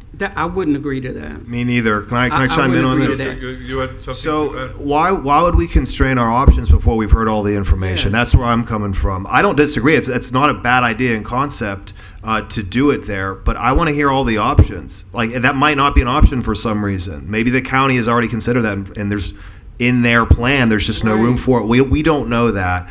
And I would hate to be like, hey, you're willing to pay for this thing. We're going to tell you to put it on your land, and it's not really an option. Let's see what they have. There's been a lot of work done on this front already. Let's just see what they have to present. And I'm sure there'll be ample opportunity to talk about that as an option. And if it makes sense, it makes sense. We'll go that route. But I'd hate to constrain our options before we've kind of seen what they all are. That's where I'm at with it. And we have a lot of Haitian residents right here in Delray that have been waiting for this. So I'm thrilled that the commissioner is going to be a part of this conversation, and that we look at options of where we can have this. But I don't want to shut anything out and say that you do it on over there and that's it. It makes more sense to me. But we have taxpayers that are Haitian. No, right, but they as all well. live off of Congress, I mean, there's right? a lot of- Over there's by a lot of- me. That might be the greatest idea, but I would like to hear the options. There's also a lot of discussion of what may eventually happen to that South County facility as to whether or not it may turn into more commercial, may turn into residential, may be part of Delray Beach's tax base. There's a lot of this stuff that's also in play on that site. So I'd like to hear everything they have to say. I do. You know me. I don't like turning over, losing a tax base on properties. So, ladies you heard and me gentlemen, when I talked about North Federal. I love getting things done finally. So, ladies and gentlemen, what I'll be happy to do, and again, my conversations are not with elected officials. I will have a discussion with County Administrator Virginia Baker, who interfaces with her elected officials, notably Mac Bernard in this regard, and I will share the observations having been expressed here so that they can be prepared accordingly. I'll be happy to do that. Mac, I think they're on some kind of a timeline, aren't they? Well, again, it's not definitively outlined as of yet, but they wish to get accomplishments made This relatively year. soon. Right. But again, that has not been outlined as of yet. You need to hear from county leadership in this regard. We've been spending time facilitating what's what regarding different options, and so we'll add this to the dimensions so that all considerations can be made available. And I'll offer that response, ladies and gentlemen, based on the aggregate feedback being experienced at this time. So I will initiate a call in the next day or two to the county administrator so that they can adequately prepare based on the expectations communicated And here that at the presentation dais. is September 3rd? Yes, ma'am. Thank you. 2 weeks from tomorrow, regular city commission meeting at the Thank beginning. you. Okay. Commissioner Casal. No, that's it. Thank you. Okay. Commissioner Burns?